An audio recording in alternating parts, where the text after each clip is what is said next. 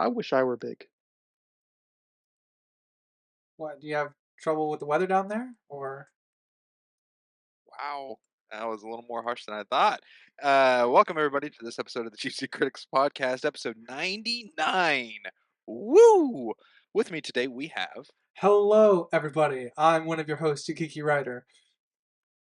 Comes in a room. And I'm Sprinks. And hey, if you're on a Macintosh and you're curious about finding out more about us, you can look us up on like Twitter and Instagram and Facebook and letterbox. We have all like averaged out numbers of everything we have. We also have a visual side of things. I know audio podcast, but in case you prefer it, we got PNG-tubers and like a slideshow of what we're covering over on YouTube and Rumble.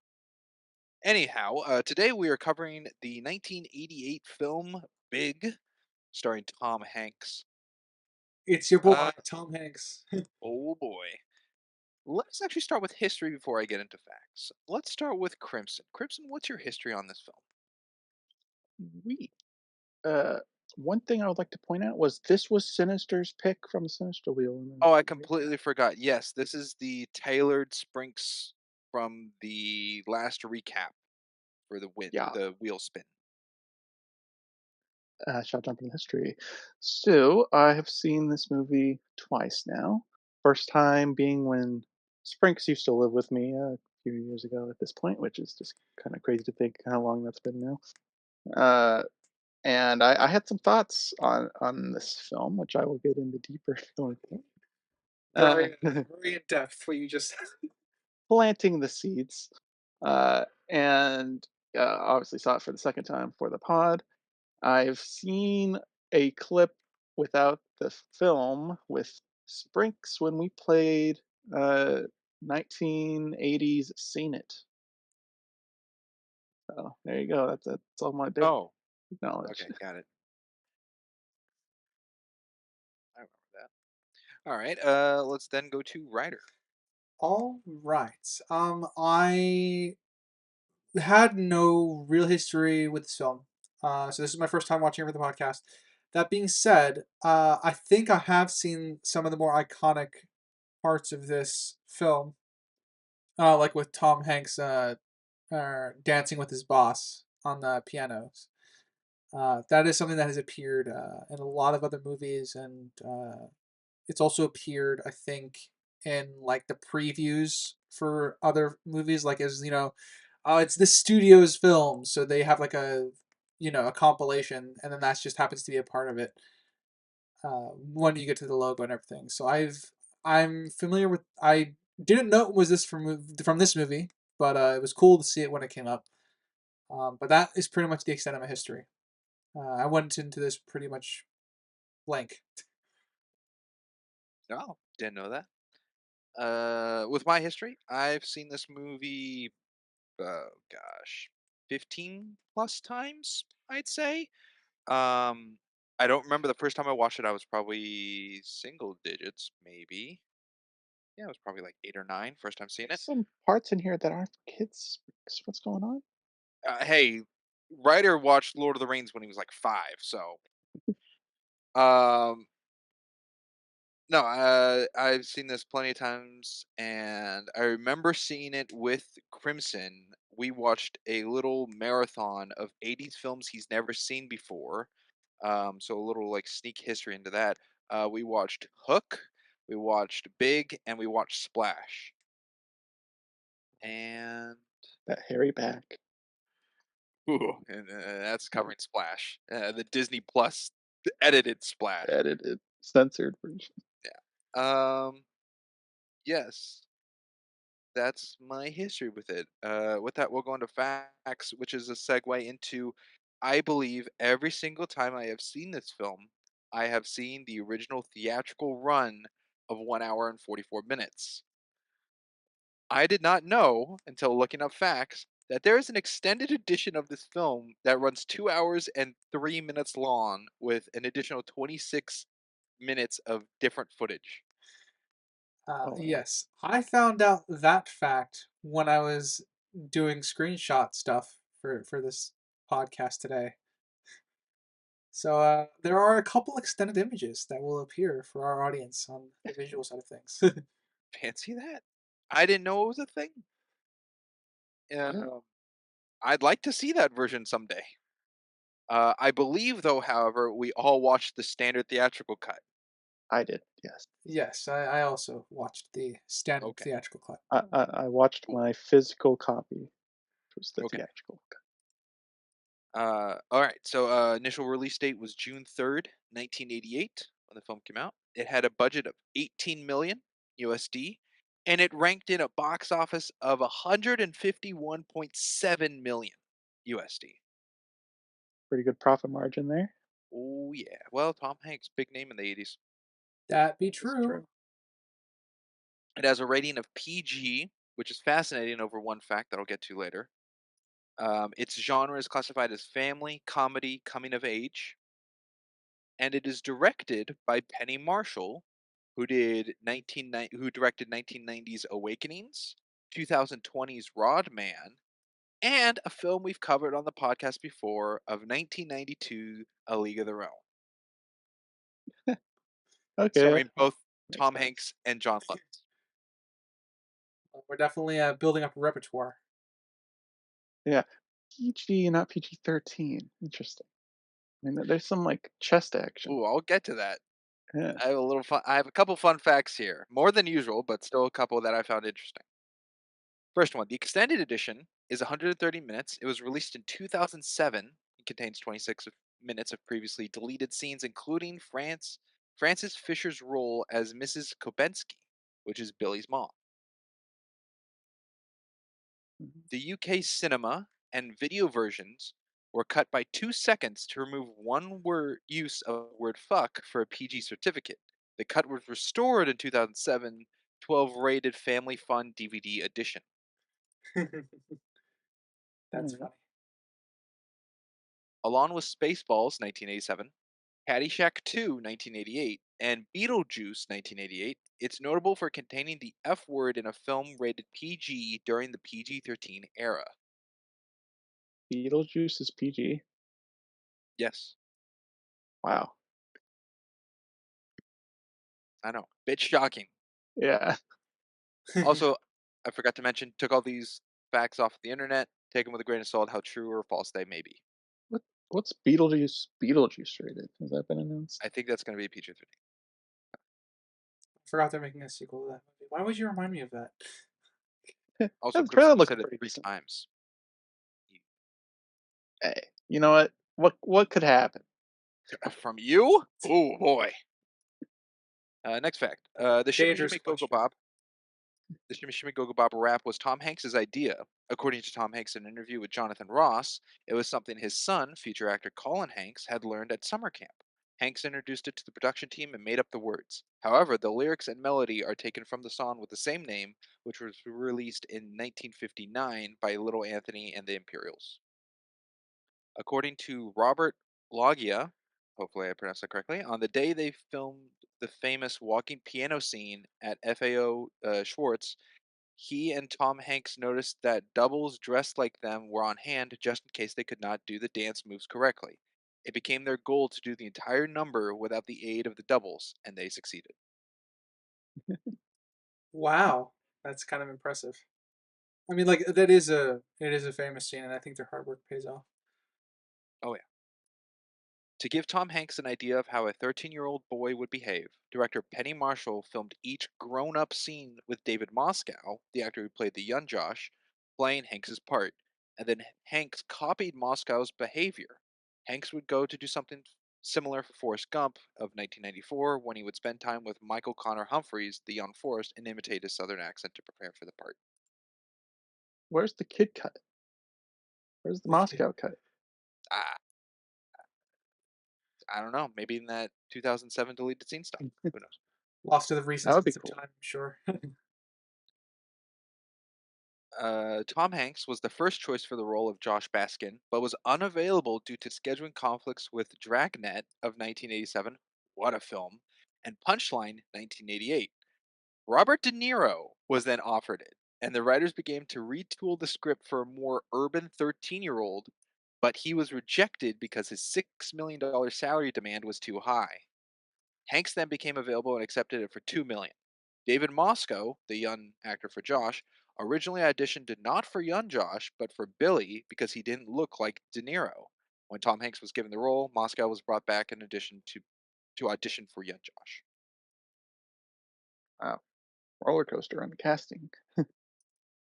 De Niro would not be someone I would picture for What this. did what a wild movie this would be with Robert De Niro. I mean, Yeah, even I if they I could did it see in it. like an urban setting, I can't see that I can't see working. it. And then the last fact I have here, which I think is very interesting, it is unknown who played Josh's baby sister Rachel in the film, as the child actress is uncredited in the closing credits. To this day, her identity is unknown and remains a mystery. You think the parents would be like, "Oh yeah, that was our kid in that I movie." feel like there could be many claims, but doesn't seem any are solidified. no credit. That sucks. Well, Yep. yeah, with the baby credit, can't don't wanna miss that. Also, Rachel seemed older than a baby, like a toddler, Well, they like it didn't was an really give an infant. age to her, I guess. Yeah. and people still call toddlers babies. Yeah, I didn't mean the name mix up. I just meant seemed a little older to be well known more of like a name for the kid. Yeah. So, anyhow, that is all the facts I have on Big. Today's structure, we're going to go with popcorn. So, anywhere we want in the film, anything we want to cover, beginning to end. And then we'll do the recap after that. So, well, the summary and recap after that. Let us begin with Crimson on a point he'd like to make about this film.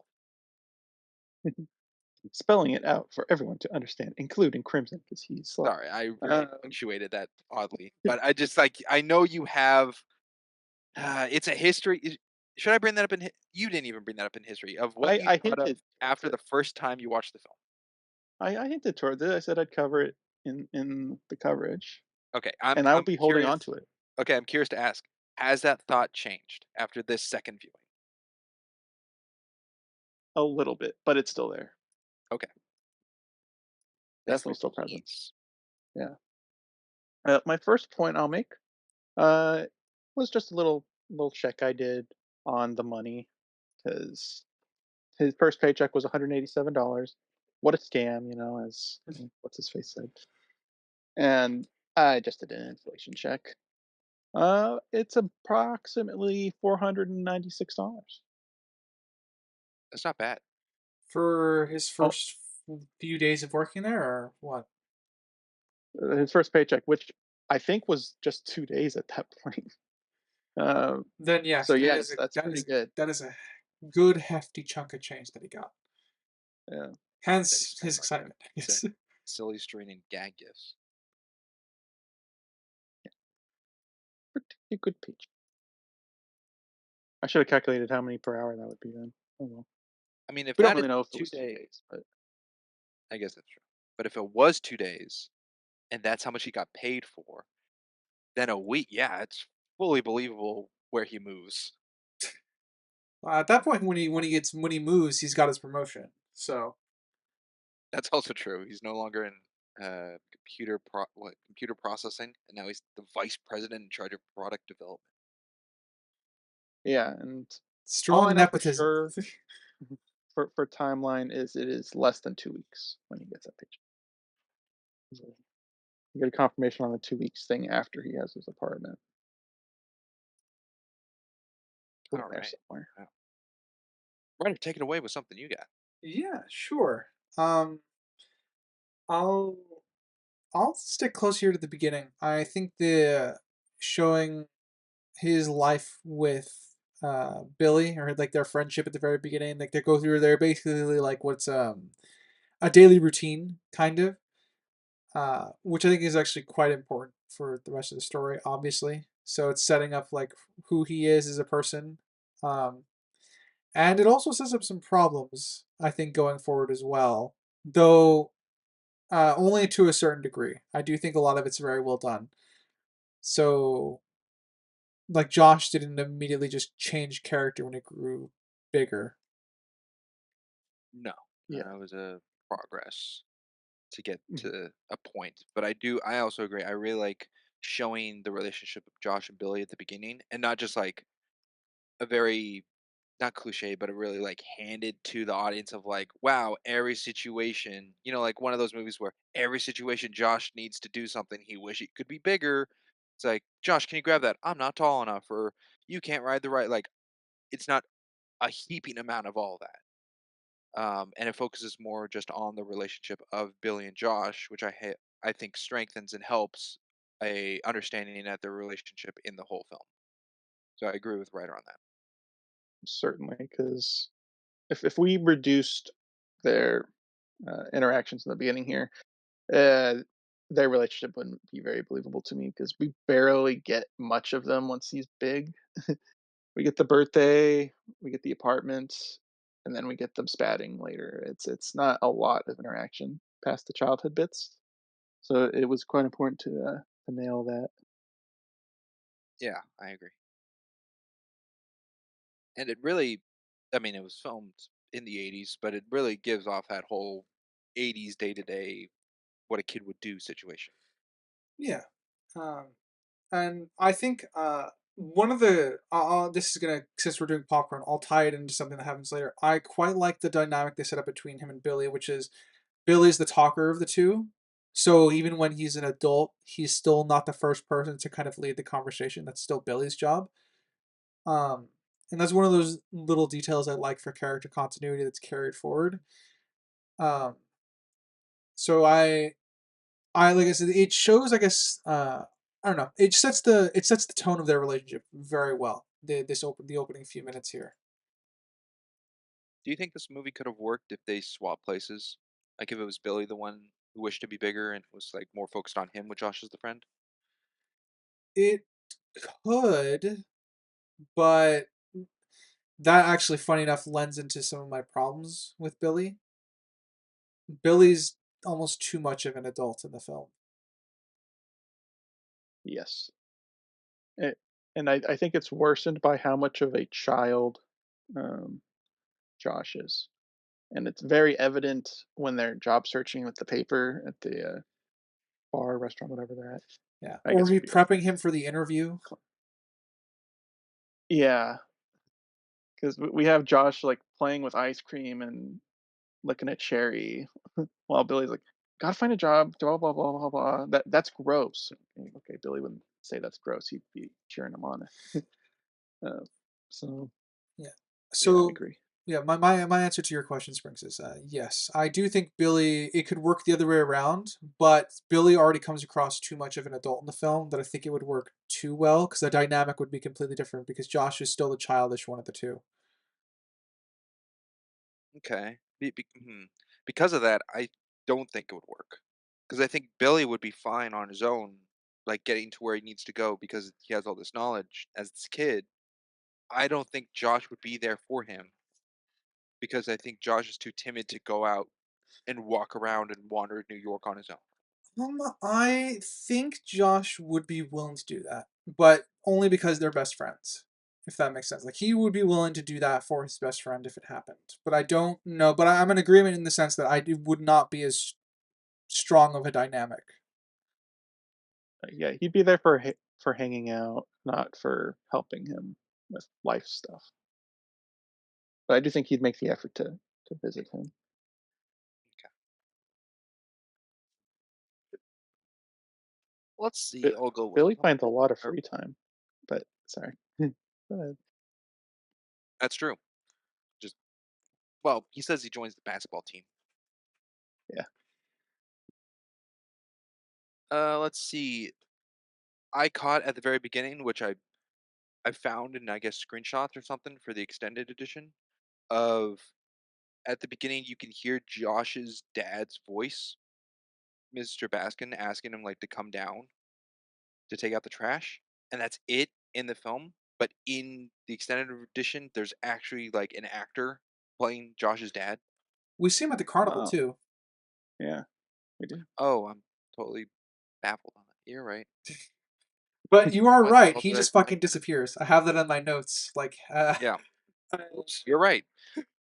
yeah, I have it in my notes where I literally have notes. I was gonna have notes for the two parents, but I literally put in their mother Baskin, and then in parentheses next to it father who, Hmm. because he was there for a scene and then he's just gone. Apologies to make a little biblical reference here, but it's like Mary and Joseph. Like when Yeah. Jesus was a kid, they were around him, but as soon as got to that adult life, where'd Joseph go? You're not wrong. Well, he probably figured, okay, Mary, come on, who'd you cheat on me with? Oh, Seriously. could be. Um, I'm not sure if I mean Crimson saw it, but I don't know if he pieced it together. But Ryder, did you see who composed this film? Shoot, I saw it too, and I completely forgot. I Yep, did, Gary. Howard Shore. Okay, yeah. I'm like, I know I saw it, and I don't have any notes for it, but I got excited. I just remember the feeling of excitement when I learned, and that was it. So cool, good job, Howard Shore. The Howard Shore, The Howard Shore. the the writer of songs such as blank, blank, and blank, Yes, I don't those are. think you wrote blank, blank, and blank, but okay. composed blank, blank, and blank. Oh, But yeah, the Howard Shore. It's context. not his best work, but to be fair, his best work is yet to come. Context there, Crimson. Howard Shore composed Lord of the Rings. Ah, there we go. I see. I got enough context. You just lowered my subjective for big. Congratulations. Oh, setting. I'm kidding. I'm Yeah, kidding. Crimson, you should be able to feel my hand coming through your screen right now to choke you. Can you okay? Can you feel? Well, I thought that was just me choking on my saliva, but okay. Writer is Howard Your Shore. phantom hand. Howard Shore's in your top three composers, right? Uh, top Do you have the five. composer I list? think. Oh, top Yeah. four or five. Yeah. I think he's oscillates between three and four.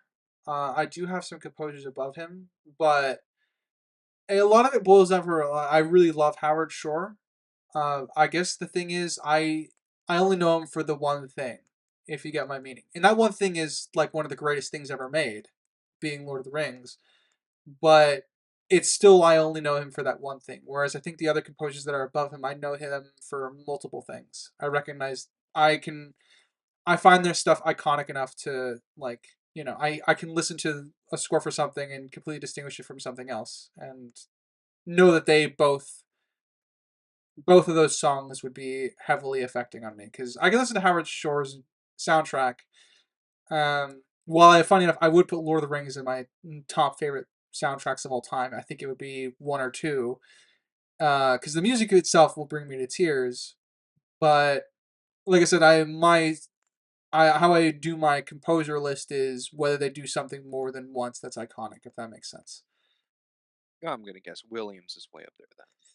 Williams is probably who oscillates above Howard Shore. So Williams would be oscillating between three and two, I think.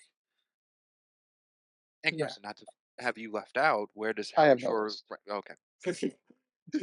That answers that question. I didn't even know what he did, so he's not on my list. And Ryder, you don't have to say Howard Shore from one thing now.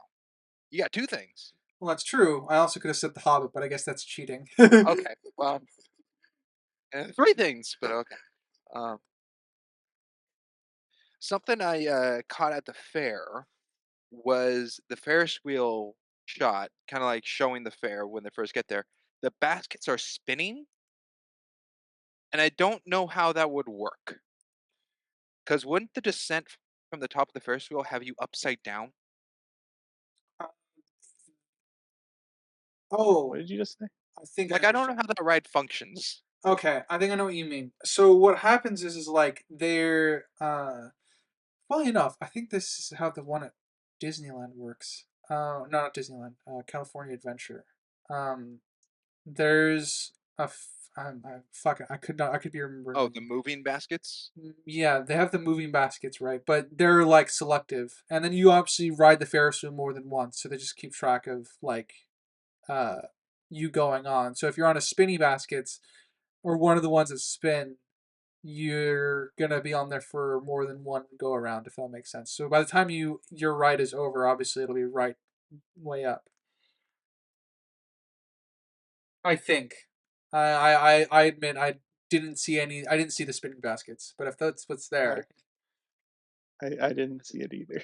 So Okay, it looked like the top and bottom was connected to the Ferris wheel, so there wasn't like a hanging effect or a movement, but they were rotating left and right. So, but that was on the right side of the Ferris wheel when it was going up to then cut for the tracking shot to go down to Josh at the fair with his parents. But I'm thinking if it continued, if it when it was descending on the left side of the Ferris wheel, whoever was in that basket would be upside down. But then in that case, to board it at the bottom, you'd have to board it on your back.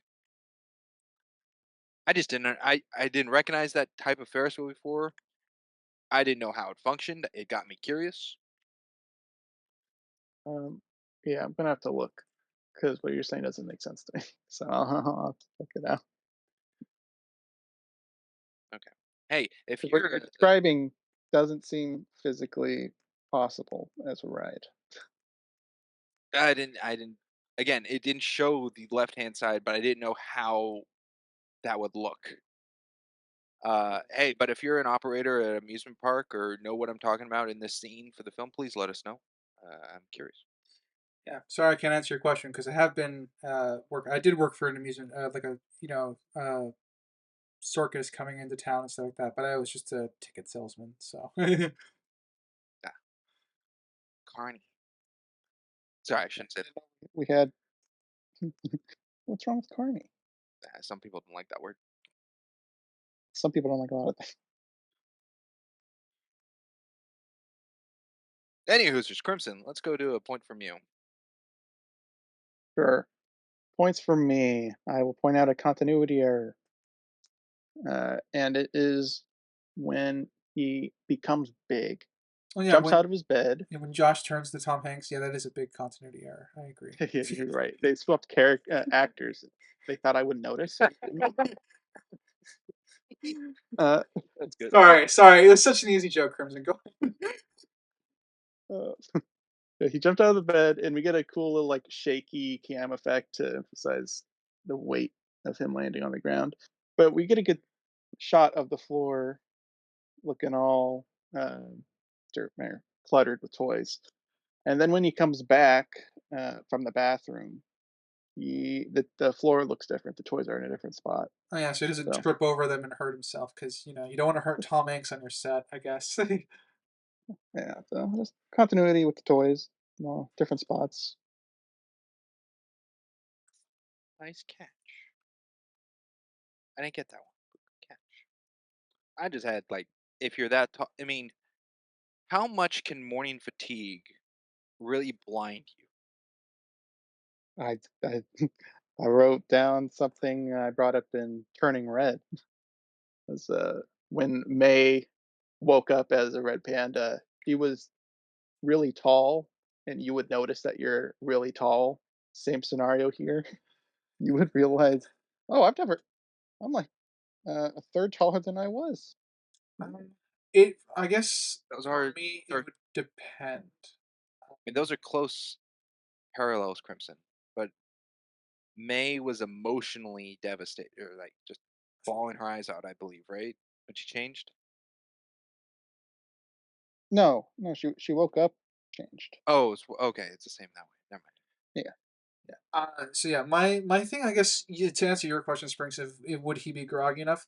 There is a level and degree in which I would buy that that he would be too groggy enough. Like if he struggled to fall asleep and he was restless the entire night, I think that would have helped because that makes more sense because you clearly wouldn't be thinking straight if you're running on zero sleep and you're waking up because you got to go to school and live your daily life. So that would help. Um, so there is a place you can push a character to where that sort of thing would be believable, where they don't realize that they're taller until the reveal, obviously in the mirror. Um, I don't We also think know that's present enough here, though. I think it's We something he also would know the notice. change is instant by the end of the Yes, film. So we we do know know the that when he changes instant changed. too. Yeah. I mean, I do like the use of the sink because he does see the face doesn't ring and like shakes it off. So I think that's a good visual to help. Yeah. So like I said, their intention is to play it off as morning grogginess, which I'm technically fine with. But I don't think that was the question, or at least as I understood the question. When you grow 3 feet, the, your perspective on the world around you, I think, would be pretty Well, big. when you reach out for the door, you would already have like a preconceived notion of where your arm is. You'd have to adjust That's and true. feel, hey, that's a different angle. That's Well, I guess it also goes with what the writer said, depending on like how sleepy he was, because I feel like instances of like dream-like, that's believable. Like if he's like still in the dream kind of state, Yeah, like I said, if he's and then like you can just coming go out with of it it. and he was struggling to sleep the entire night, I think that's what it would happen. Obviously, that's not the case here because we see that he's sleeping peacefully when his mom walks in to check on him. Yeah. I just feel like the change is too big of a change to just Ah, pass off. I see what you did there. Yeah, Too big I'm of gonna a throw change another one out here. for I'm gonna be honest. grogginess. I don't think that underwear would be fitting on him, No, considering the change. Oh, no, his pajamas vanished off of him. I guess in the middle of the night. Well, he could have tossed and turned and they just fell off after the rip. But his underwear would also be ripped. what are you guys telling me here? Do you have a bit of Susan in you? That's not at all what I'm implying. I am. I don't understand the implication. Crimson, that's Oh, gross. Sorry. no Oh, worries. sorry. No, I'm not a pedophile.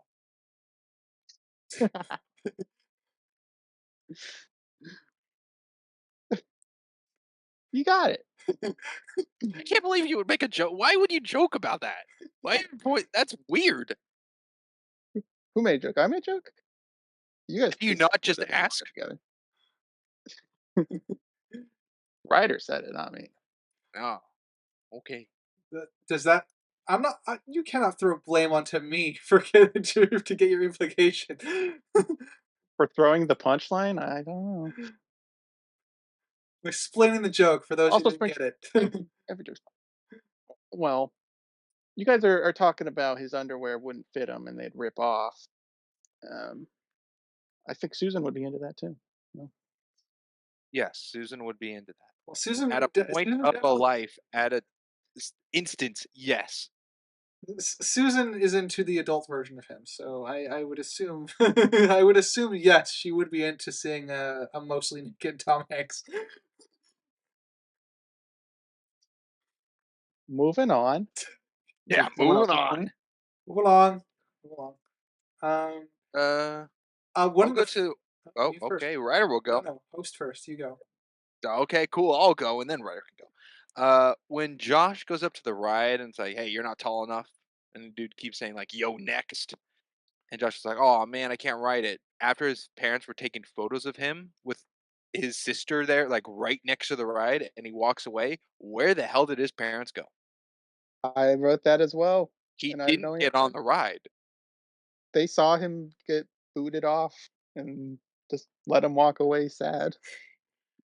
Well, obviously, A 100% agree. it's a kind, caring, and loving father who's here for the rest of the film. So obviously, what they chose to do was to leave. Oh, the dad saw, oh, he cut the line. He's interested in this girl. Didn't work out. Give him some time. Yeah, he was just trying to be a good wingman. Backfired, I suppose. That's You true. know, I have a question, which we do on the pod here and there. Is the dad a removable character? Oh, absolutely.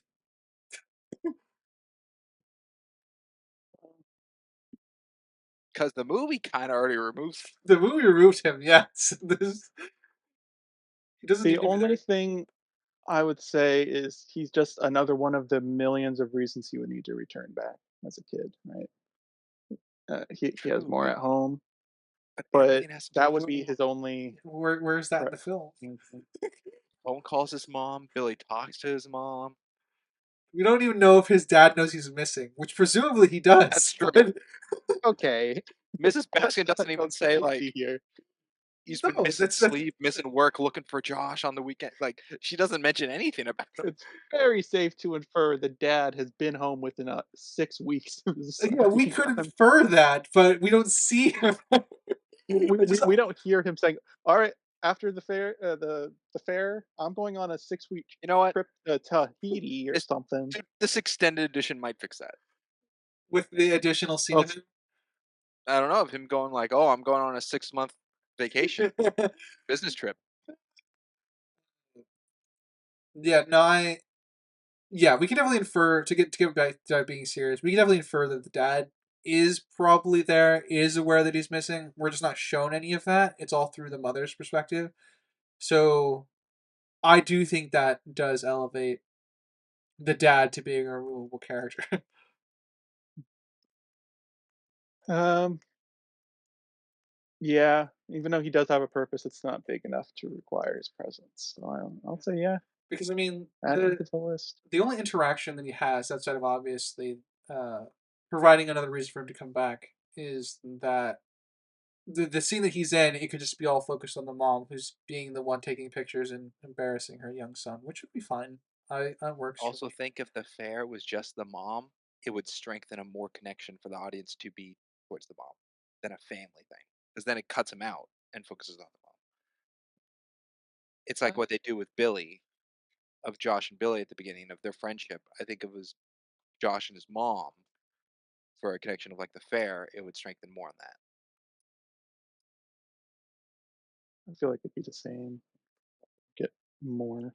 It depends on how much they intend to change that interaction, because you could make it far more important.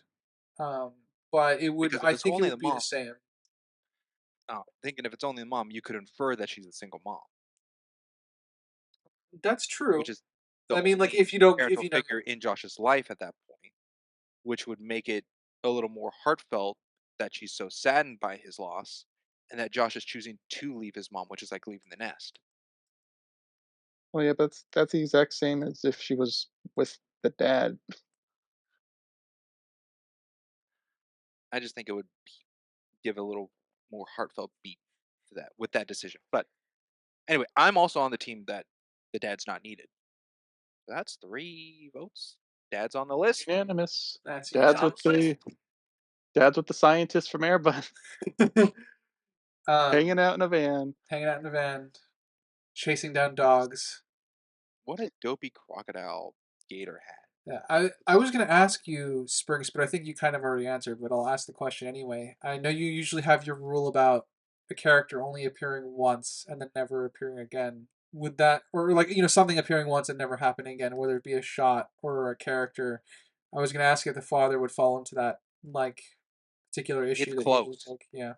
It's close, but we hear him and his presence when he tells Josh to take out the trash. Okay. Which I mean, you caught me at that I blanked on the fair because he's there, but I brought up like, oh, only his voice. That was really weird, but it's like and the fair, so that's 2 instances of him. Yeah.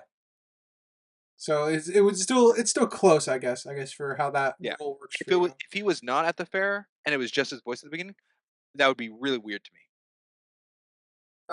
My point before we went along with yours was I loved it when Josh sprinted into his parents' room to get his. I just enjoyed the hijinks comedy of the scene where he's trying realize he can't fit into his kids' clothes, so he runs to his dad's room to change it to them, and his sister's just laughing at him. That's true. But yeah, strange man who's not the dad. Bring Rachel down with you. He does a good job of getting Rachel to his mom and leaving before his mom can spot him. Yeah, he doesn't do a good job explaining things to people, but I in mean, No, he's general, a 12-year-old kid. yeah, I hate those excuses. I hate those excuses. you're Kids are smarter than that. yeah You no. hate the excuse, "It's a cartoon?" What Like there? that kind What of else thing? is he supposed to say? Because he did go through the litany of everything he was supposed to say. He could have said it more calmly, but I think he goes I mean, through it's a everything that was great reasonable. knowing that this is his reality the instant thought of, "I gotta fix this," and knowing in his mind where it needs to be fixed, I think is totally valid. Once he sees the fair is gone and comes home, then it's like, he's scared, she's scared, but it's two different fears, and how they go about it is it even has some comedic bits of Josh wiping his feet. That was a little funny note that I appreciated actually. Mhm. Like he thinks that's It what his makes mom is it terrified the makes most sense. of. You come into the house and your mom's like, "Oh, oh," it's like, "Oh, forgot, sorry." That was Can't pretty lose my manners and my age. Come on. funny. You have an opinion on this, I'm guessing. Is it this scene in particular? Because I have some issues, I guess, with his explanations later, but I was actually kind of fine with this one. It is for you, Chris. Yeah, I kind of lumped him, but it is predominantly with Susan, with his reveal with Susan. I think it's okay here. It's acceptable with the mom, I think. Okay. The Susan one I do have issues with. Yeah, I remember. I don't remember my specifics with regarding the Susan one, but I think I'm also on the same boat as you. So I'm like, there are some better ways he could have explained that, and considering that one is one he had more time to think about as well to try and And figure he's out what's happening. adulted more, yeah. Yeah. Though I do think Susan's reactions are perfectly valid in that scene as well, because she's going through a wide range of emotions. Yeah, I think she was believable there. A little nitpick I have that I caught. The guy taking the tickets to ride the ride, Josh walks right on by without giving a ticket. But that's not what the ticket guy is complaining about. Um, He yeah, just goes, "You're not tall enough." That Josh didn't hand him a ticket to get on the ride, where everyone else does. Well, I So mean, it, that would be the predominant thing he focuses on, whether or not he has the ticket, I guess. yeah. My nitpick with the scene was that he cut through the crowd instead of just walked around the crowd in line. Yeah, that was unnecessary. yeah, it's unnecessary for Josh to do. However, I do like the shot because it shows visually how short he is because he really he disappears in that crowd. he hides behind the crowd. Yeah. Um. And even to walk So I next to like the the full visual to speed show audience. that's definitely to me a show not tell, showing that he is short without having him complain like, "Oh man, I'm so small." Yeah, it works. I think they could have fixed that though, of just have him be on the other side of the line instead of having to Yeah, intercut directly in. So he would just be on the other side of the line. You could see him poke his head out every now and again, but he wouldn't be pushing people out of the way. So you'd lose some comedy aspect of you. I guess you'd keep what you would want, which is the visual cue, I suppose, of showing how short Josh is. Yeah. Crimson, why don't you go with all right. The Zoltar machine. it? Oh, dude. I Might have an be. issue with this Zoltar machine. Oh well. So is it the same with What were you? Bowlander? Were you I'm gonna like say, Chris? I was gonna go. I think that might be my favorite score in the film is the Zoltar music. And it's definitely the most distinct. Uh, sure, you can definitely catch it when it pops up. Um, yeah, issue I found with it was okay. I was like, it's a magical machine. It kind of pops up where it's needed or something. Oh, But that's you. then, well, then it's actually trackable or traceable. So the fact that it's trackable and traceable implies people actually are moving this thing. So why did someone leave that unplugged facing away from the carnival? They thought it was old. Yeah, my best guess is that it was just either old or they had broken down for the day and they were not going to repair it until the following afternoon. Or They would just leave it as there, put an out of order sign. or as we've seen, it doesn't work when it's plugged in. Well, it works like it's supposed to when it's plugged in, but when it's not plugged in, that's when it gets all googly goop. Well, yeah, it gets magical when it's not plugged in. But we see Josh put a quarter in the second time and it doesn't work. So then he unplugs it. Is that what Yeah, but that happened? He puts it yeah, in, then he that's unplugs it, correct. then he starts whacking it until it turns on. Okay. So to me, that shows if they tried to, they plugged it in and it wasn't working, they just set it aside and unplugged it. Oh, I took that as a completely different thing. I took that as he put the coin in and he just didn't aim it yet until he unplugged it and made it work. No, yeah, it wasn't operational when it was plugged in. Okay. Um, but I mean, I even if it wasn't operational and they're like, all right, it's not working, they would either leave it, put an out of order sign, or just maybe they don't even bother doing that. It's just these kids' coins, I mean, or they as you would pointed out, cart it away. they put it away from the rest of them. It's right next to them. It is Stop right next it. to them, but it is kind of from the It's side not angle. It taken is away from the pushed. area. It's not hidden behind a curtain. It's still there. Was that your issue with the I Zoltar mean, machine? Yes, Okay. but I would like to hear yours. And maybe I'll find two issues now with it. Yeah. Uh, it's very convenient that his wish was so ambiguous that it chose to make him an adult. Oh, that's right. I did have I have that written down. Because he I wish got I was big, but specific on the second wish, which makes sense. But for this one, big could have literally meant anything. could have been anything. Could have been honey, I I, blew up the baby. oh, I mean, I wrote big as in fat. So, like, it would be great Oh, if he could do just that too. got fat. Could be weight. Tom Hanks in a fat suit would have been hilarious. Because usually when you said someone's like, "Oh, that guy's big," it's usually wide, and you say, "Oh, that guy's tall." Yeah. If When he he's had said tall, like I No, wouldn't take an issue tall yeah, would be like the I word. wouldn't have taken an issue with it if he said, "Man, I wish I was taller," or "I wish I was an adult," or "I wish I was a grown up." yeah. But But big big, is yeah, that could and mean so much. I mean, it still fits. It He did get big. fits. It fits. It's just It's like I a percentage on a wheel thing. yeah, Like he just hit that. It could have been any other option, but I guess my issue with it is that because the second time he makes the wish, it's far more specific of him wanting to be a child. Like he doesn't wish to be small. well, now he knows. He knows it's Yes. real. Yeah. But my yeah, so like I said, it's just because we go from like something very vague to this to something hyper specific. It's I guess it bugs me a little bit. At least that one's more subjective. But my issue is the convenience of the wish for my objective issue with the Zoltrox machine.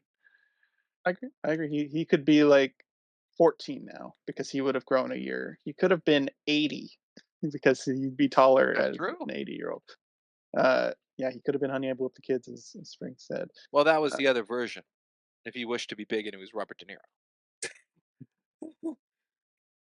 That's still so fun to think about.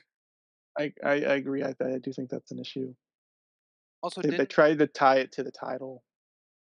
Redder you pointed out? I think Tom Hanks was in a fat suit in the Elvis movie, uh, Possibly. where he plays the manager. Yeah, with but the Elvis movie with Austin Butler. Yeah. Yeah. Did you seem curious on that matter?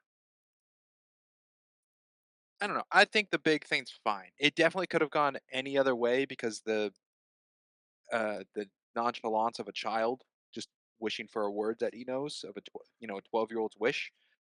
But in my head, seeing like if Zoltar was like a wheel of what big identified as, and it just landed on adult, 30-year-old, then that's how the movie occurred. But it could have been, as you both explained, any of these other versions of what could have happened. It's like a genie.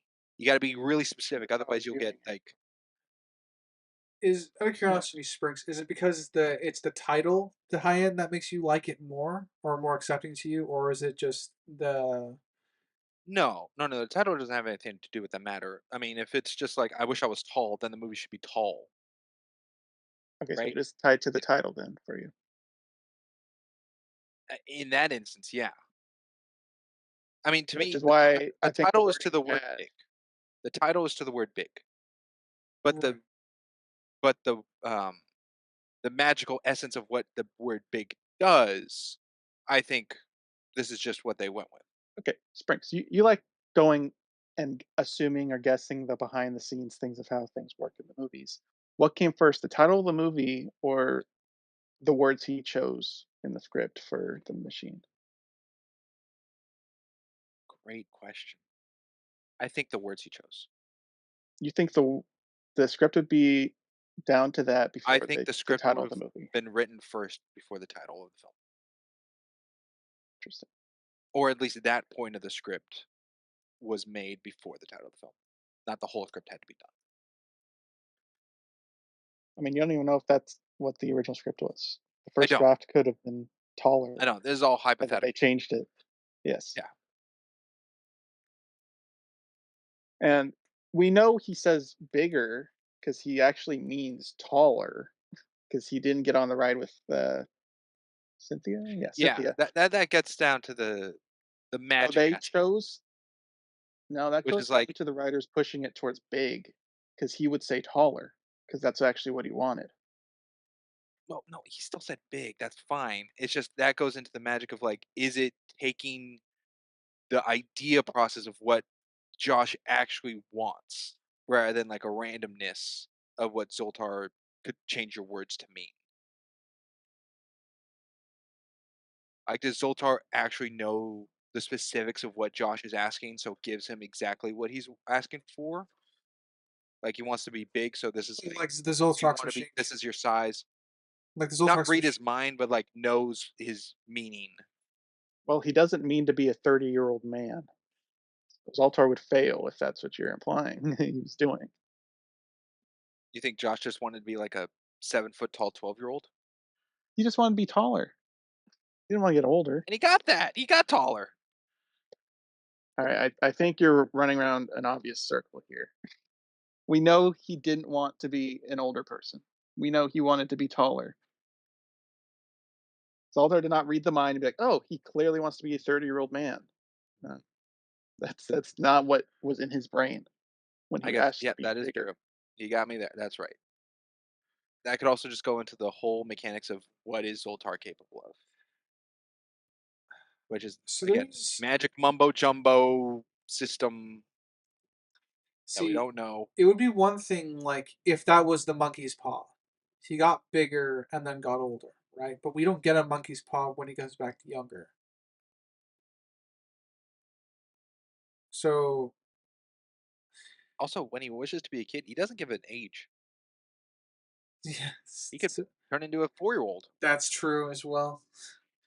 So yeah, I think the Zoltrox machine in terms of how it works is wrapped up in convenience. I'm it's not I don't really put that onto the character. I put that on the plot having pushing the story in a very particular direction. Um, but yeah, so And giving Tom Hanks work. giving Tom Hanks work, yeah. Interesting. So the Crimson, I believe that was your point on the Zoltar machine. It was. Let's see. What do I have here? There is some. What is it? ADR. I always forget the word of Uh, Yeah, dubbed in. yeah, additional adding audio up. recordings. There's Yeah, a few moments in them where you could tell. yeah. I have ADR when Mrs. Baskin's screaming. When she's on the piano. When Josh goes into the house and then she's going to the kitchen to get the knife. The screams do not match up. I remember her vacuuming and not on the piano, but When he first comes in, she's vacuuming, and then he's like tried to talk to her, and she's backing up, and she backs up into the piano, oh, I into the see. kitchen, grabs the Okay, knife. okay. When she hits the piano, she screams, and that does not line up with her mouth. Yes, I think funny enough, I wrote the same thing down. I didn't catch it. But there's a little bits of ADR work in this film. That one to me was the most noticeable because it's literally front on her face, seeing her face and everything. There's a couple instances I didn't write down, but it was just like the side of the head kind of thing, which I thought was passable because you don't see the mouth. Mhm. I quite like the first scene with Billy when they when he oh sorry the first scene of Billy when uh Josh is big. Josh is big, yeah, when Josh is turned into Tom Hanks and He's hiding out in like the gym room. It's convenient that Billy was the one sent in there. Uh, but also, I do like the way that Josh is able to talk Billy down from freaking out, and explaining to him that it's actually Josh. Yeah, that he's actually Josh. Yeah. Billy was screaming bloody murder, Yeah, and I'm surprised. Yeah, nobody heard it. yeah. I guess they. I, gue- I guess they're all in a soundproof locker room. I don't. I mean, they're in a And the locker room. door's locked by a chain. that that seemed fine to me. Uh, time That's of a the 80s. fire safety hazard. It is a safety hazard, but that's just the 80s. And that's I've seen. the well. I mean, that's the equipment room, so it makes sense that that's locked because you don't want things to get taken out of there. But my I issue guess is the if the coach already left the gymnasium, then they're on a locker room opposite side of the gymnasium, outside to a hallway or office or whatever. I guess that's believable that no one could hear. no, I still think someone would have heard him, just not. I'm fine with the gym people not hearing him, unless this is supposed to be like after school activities, which I don't think so because uh, Well, this is basketball, right? Basketball practice. um, Didn't he then tell Josh, "Hey, I'll come could, home. I made the team." oh, is that what it is? It's basketball practice. I think this is basketball practice after school. If that's the case, then I don't really have an issue with the bloody screaming, or as much of an issue. I still think that other people would have checked, um, but it's definitely possible. Now, my little nitpick issue with the scene is that when Billy doesn't make the basket, every single kid in the stand had a dodgeball. No, That was weird to me. they were They were ready to all go. there was a wide shot. They're all sitting there totally fine, and as soon as Billy doesn't make it, they all throw a dodgeball at him. Which I don't know why. This is practice. Like if that was a championship game, maybe. But even I mean, then, if this was practice, this Yeah, could be kids. PE. that's true. Like I said, it bounces between that. It's either PE, in which case the scream is a problem, or it's after school, in which case the scream is less of a problem. I'm gonna go with after school because that makes it also easier for Josh to get in the school without being noticed. I mean, I saw it as PE because of the timeline for John. He becomes big. He rides his bike to where the fair was, rides back home, screams, and then we get to the school. And I don't think it would be after hours at that point, Uh, unless he's literally that- just been sitting no, in the that closet all that is a day. good point. That is, it would result in a time jump. Yeah, and then we'd be like, what the heck was he doing for like 4 hours? I mean, the explanation. I mean, he might have. I mean, presumably he was driven to the fair last time because he was with his parents. He did. It looked like he was He didn't biking. have the It looked like bike. he biked pretty far. Like he lives in a suburb and went to like a almost a downtown area. Um. It was Well, morning. the Oh bridge. yeah, like I said, it's still mornings, but time technically would be passing. Yeah, and then he'd have to bike back. So there's But still there's going it to be errors definitely, here no matter what happens. But yeah. No, that bridge is identifiable to somewhere in New Jersey, which was an issue I have with the film, which I don't think lines up, is that they go to New York. Just going to another point, they go to New York to look for a machine, which would be in the New Jersey district of fairs and everything, not in the New York directory. Different state lines. So the Their state lines are kind of blurry. only reason I can find that believable is that the Zoltar machine in the fair is not the same Zoltar machine in New York, and that there are two different Zoltar machines, one for each state. Why can't the machine go New York? Because then it would go over state lines of a New Jersey fair. well, I mean, carnivals travel, so yeah, Carnivals travel as a group, but then wouldn't a single machine from New York be taken collectively for a fairground usage in another state? yeah, which That's is what weird. which is why I presumed it That's not was that the big. 6 week wait for consumer affairs when they tried to fill all that out. Well, there's also the element of renting. 'Cause we don't know how big the fair is. They might just rent the machines. They might not own them. That's true. It just seems so out of their way. It really doesn't. They're close. I mean, Liberty Island, where the Statue of Liberty is, that isn't all New York. About a third of that is New Jersey property. Uh, so Yeah, I mean, they're I pretty have damn close to each I other. have friends who lived in New Jersey. I know there are like I want to say an hour out from New York, so that's not too much of a out of the way thing. No, not the. I don't mean the time of commute. I mean the paperwork of different state accounts. I don't know Well, if well, I if guess that's just going to knowledge of me not knowing fair of how much time dedication or paperwork is to a fairground. It just seems like a lot.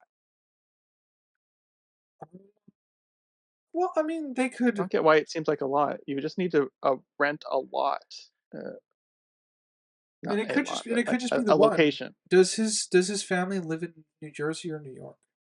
New Jersey. So if the fair was in New York the first time, and It's in New Jersey. they could have just gone out to visit it. in The New fair Jersey is in first New time, New Jersey. York second time. There is no fair in New York. There's, uh, it's not. It's not. Is it Coney Island that he goes on his first date with Susan? But the Zoltar machine is there in New York on its own. Yeah, that was the second time the machine was there, or present for us. Yeah, So it does travel from New Jersey to New York at some point. it just seems. Well, I guess then it's luck based. It also seems weird unless there's no. Well, would a directory or wherever they go in New York would it not exist in New Jersey for them to go to? That's why they go to Uh, New York. Oh, the consumer affairs thing, you mean? Yeah, because they don't know that the Zoltar machine's going there. They know well, that it was in they New Jersey. okay. So they went to Consumer Affairs to ask about fairs and carnivals, which was something I had an issue with later, but I guess we'll touch on it. So they went there for fairs and carnivals. That's the results they got. So if the carnival in question that has the Zoltar machine scheduled out a fair past, or I guess 6 weeks in advance, that would be on the directory of events going on in New York. Does that I solve see what you're saying. your issue here? You're saying the fair that Susan and Josh go to on like their first date is the same fair from when Josh was in New Jersey with his parents? It could I think be. it's certainly possible because we don't know. Like I said, if the machines are rented and it could be a different fare, it could be the same fare. My issue with using fare for the Zoltar machine is the last location isn't at a fair; it's just sitting there, which means the directory found that machine in particular, which then I had an issue with. Well, that was I never pieced that together. I never thought the first date was a fair, was the same fair from New Jersey. I saw that as a separate location, which being New York, I thought it would be Coney Island, but Well, like seems too small for that. the greatest show on earth, the traveling circus, yeah, they go to locations and rent for their performances. So this fair can just be going to different On the fair pier, locations, I guess, that have rides and set up shop. Yeah. I feel like that's a lot more. I feel like renting a lot on a pier for a fair would have a lot more safety guidelines for the fair rides and whatnot to be going through than a lot on the ground. And why are you assuming they wouldn't do that work? It's totally possible that they have people do that. That happens in real life. Yeah. Just because it requires a lot of Okay. Well, hoops and hurdles and paperwork doesn't mean they wouldn't do that. in that case, that if that is what you would eye it to be, I don't eye it to be the same fare, but if you eye it to be the same fare, then I can see that as a convenience plot luck that the Zoltar machine being a part of that fair in New Jersey moved to New York within that 6 week span when they were looking for it. Sure, I could have traveled to a different city, didn't have to go to New York. Could have stayed in New Jersey. Um, It could have gone out of there's certainly state an and came element of back. luck. So with 6 weeks Uh, of time. that that goes back to the thing of how magical is this all time machine? Is it self-autonomous? Does it follow Josh, or is it literally just a machine someone's We controlling? we don't see the legs underneath. More like a teleportation, but I guess he could be in it. It's a mech, as it turns out. Hey, that would connect it to the toys. I don't get it. All right. Well, I just never pieced that together. That it could be the same figure. But let's go with writer for a point. All right. Josh's first night at this rundown hotel in the St. James. in St. James. It's religious. Of course, it's fine, or something to that effect. Um, Yeah, I quite like the breakdown that Josh has when he's by himself. Just as I'm, uh, I guess, off put by Billy just being so adultish about this whole thing, especially when there's gunshots going on nearby. That's true. yeah. Bill is just a different kind of kid. He's not a kid. He's not a kid. He's He's actually a he actually wished on his Ultron machine to be a kid Oh, again, to be a and this kid is again. actually a 30-year-old. Yeah, That could be a prequel.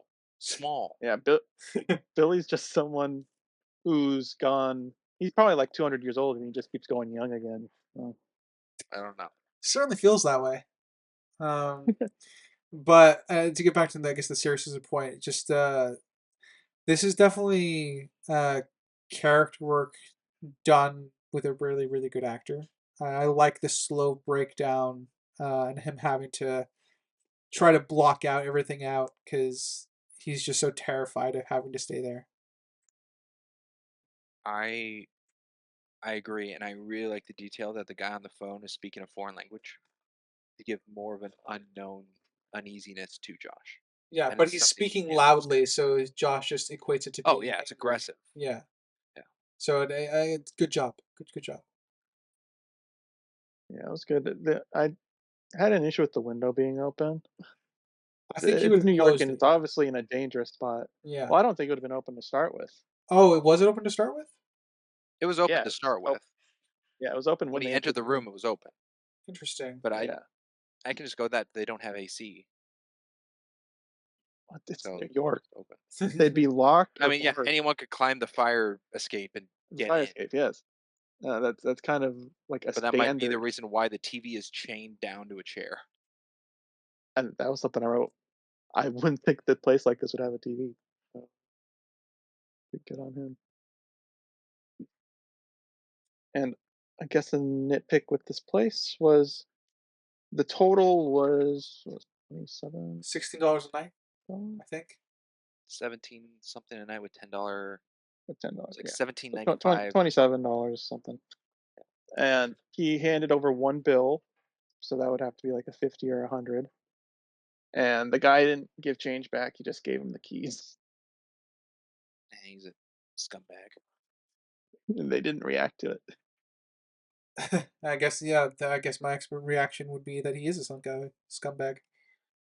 Took it as a And tip, then they're just too dumb to count how much money they had just lost. or he just took it as like this 2 nights worth. It 'Cause he's might been it there might more it than might be that once. he it But might that be would have to. that he is intending to stay there for more than one night, and that's just what he paid because he wants to stay longer, and they just took it that way. Well, But they there would was no say it dialogue was exchange staying over it. 2 nights. Yeah, they also didn't Yeah. question it, so he took it as like payment for more, and they never barked up to say like change back. So Yeah. I guess that's fine It all because he did stay you there can more. get it with the you can get it with some of the wiggle room and curiosity because this place comes across to me as like don't ask too many questions. Very sketchy place. Um, There is a is it continuity? It didn't go back to it. Just something I noticed of an error when Billy leaves and Josh closes the door and locks it. A new warning, like guest sign in red, is on the back of the door that was not there before. I'll have to take your word for it. I don't remember. Ditto.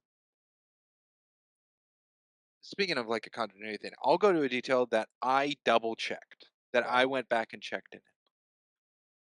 When Josh is trying to prove to his mom that he is Josh, and he's going like all these examples of like this was in third grade, this was this, and he gives his birthday, saying his birthday is November 3rd. It is then later in the film where Josh is on a milk carton and it shows his date of birth. And I'm glad I caught Okay. this. His date of birth on the milk carton is January 20th, not November 3rd that he says himself. Mm. And does November 3rd even match up with his actual birthday party? That's a good question. Do we know what time this takes place? I don't know the dates in the no. I feel like it What had I to have been guess shown or said somewhere. I I'd lean more that it's November because it would make more sense that out of his own mouth is his birthday and that they're in New York and there's no presence of snow or people bundled up if it was January. Well, the milk carton was done by the dad. He just forgot his son's birthday. Oh, He's yeah, that absentee. that lame-o dad. Mhm. Maybe There you go. it's possible. That would be horrible. Uh, I don't know. It's just like one of those. I'm like, oh, does that line up? And I went back and checked, and it did not. um, I quite like their. That being said, I do think Billy's too much of an adult. That being said, I do like the continuity where Josh still has trouble speaking to girls and trouble speaking to people of authority, so Billy does all the talking. I do like that continuity a lot, and I think it's just I think it's more the tasks that they're going about doing. That's what elevates Billy to more of a writer's tool or than a actual character. I agree. I mean, they went to a bank. They had to have made an account somehow at the bank, and I don't know how they did that. That That's fair. that falls into my biggest issue with the whole film. Okay, My step biggest into it. issue of this film, and for definitely objectively hurts it, is the use of the social security number. Oh, 12. Well, no, see Well, that's it the was one tacked thing I onto find the locker. clever. That's clever. That I thought was really good dialogue, actually, of doing the locker numbers and they're missing 3 digits. And then when asked about it, he goes, oh, 12. And he writes down 012. Smart. That I liked. What I didn't like is it's a fake social security number under Josh Baskin's name, who's a missing kid, which also has a police presence, which I think is probably worse than Mr. and Mrs. Smith. We covered that. It absolutely is because Uh, Mr. and Mrs. had an explanation. well, um, and that number would not go towards the IRS in funding checks for that person. So all the money wouldn't work in the instance that they're all checks unless he gets paid in cash when he's older, but that wouldn't make sense because when they go well, no, when they go to the bank it is his first check. But So what you unless don't he's understand is he randomly guessed his own social security number. absolutely don't believe it. I'm not even no, that's not a 50-50. Yeah, it could be. No. No way. It's astronomical, but it is technically possible. Also, aren't social security numbers also given to like area codes? Like, don't they like start with something like to identify like place of birth or something? I don't think so. I think it's just tied to the individual, and then they can Just find tied to whatever the info they need based off of it's just the a individual. number given in line of Yeah, something like that. I don't think it's area. Well, I know my Genshin Impact ID maybe it is is. based off of my area where I made the game originally, but I don't know my social security. I don't know the answer. I can't say. I don't know. Well, just find yeah. it. So social security issue. I agree with your issues, Mink. And I have an issue with the interviewer just being all right. So when can you work? When we see those other guys going for the job in the lobby. How did he get the job? because he had George Washington he went to GW and he pledged every day. Also, every single day. that's pretty funny. Yeah, Pledge allegiance to the that flag. that was funny. I do agree. I think the implication at least I got from that scene was Susan hurrying him along, kind of pressured into him uh, getting To the hire job. someone. Yeah, I'm not. I'm not. Obviously, I'm not 100% sure about that. That's kind of the implication I got from it. And if that's the case, I think they could have done a better job of having that play into what they were going for. I mean, if they had Josh be the only person interviewed for the day, that could work. If he was the last person interviewed for the day, that could work. But neither of those is the case. We know there's another guy in the lobby waiting after him. Yeah, I would Uh, agree. Yeah, the guy the could other have guy in just the waited lobby for the sucked. next guy. That's He what wouldn't they let him cheat off his paper. So they only yeah, accepted people with fake social security numbers. that's right. It was so childish that they let him in because they're a toy company.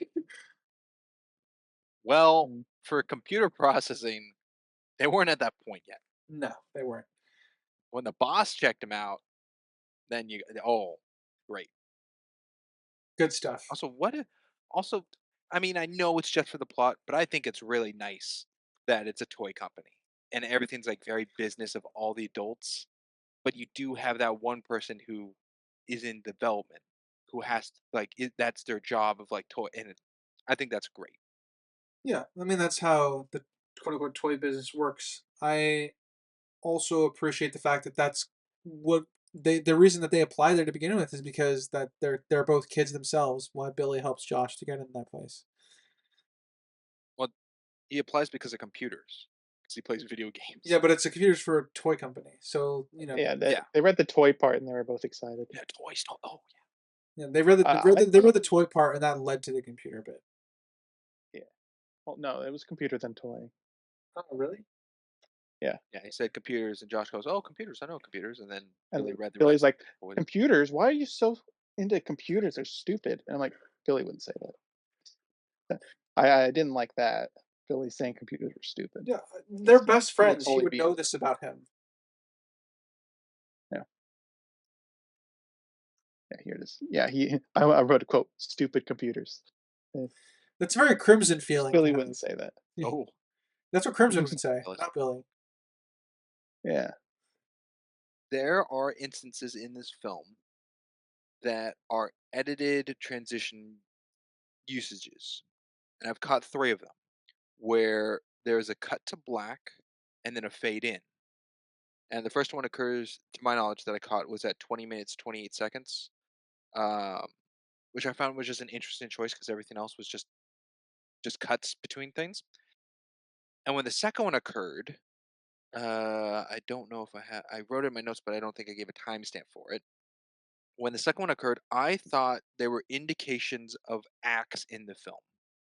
I thought this was like telling you where the act changes or a change in Josh's personality occurs. And then a third one occurred, which to me debunked my idea of acts, but it could still be these are usages of Josh's perspectives changing. So the first one is when I think Josh gets his job at the toy factory. The second one was when I think it's the first night after the first date, I think. And then the third one, I believe, I should have wrote these more in detail. But the third one is when, Okay. uh, Before you go any further, I have a question. The Do you mean the first date when they went to the house and bounced on the trampoline, or first date where they danced no, and did the thing no, afterwards? the amusement park. I count the amusement. Sorry, to me, the amusement park is first date.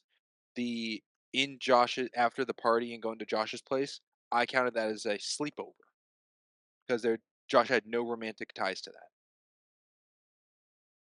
Fair enough. But the third one is uh,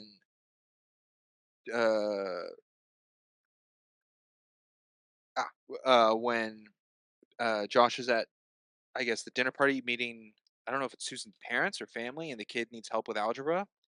And I guess Susan's mom says, "Oh, he's wonderful," and then it cuts to Billy getting the letter of where the Zoltar machine is.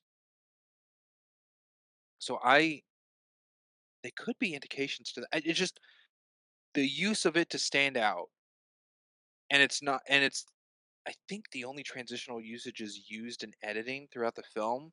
To me, signify oh, something from Crimson. No, there was a crossfade used earlier when Billy and Josh were talking about him needing to get a job when they're walking outside on the steps. We get a crossfade that at that spot. And I could just be blowing a lot of hot air out of me, but I thought it could have a significance. Okay. And your significance, at least in theory, would be that it's tied to Josh changing his mind or getting a new perspective. Yes, from going to kid, then job work, and then adult, then focus on getting back to a kid. Hmm, okay, I would need to rewatch it. So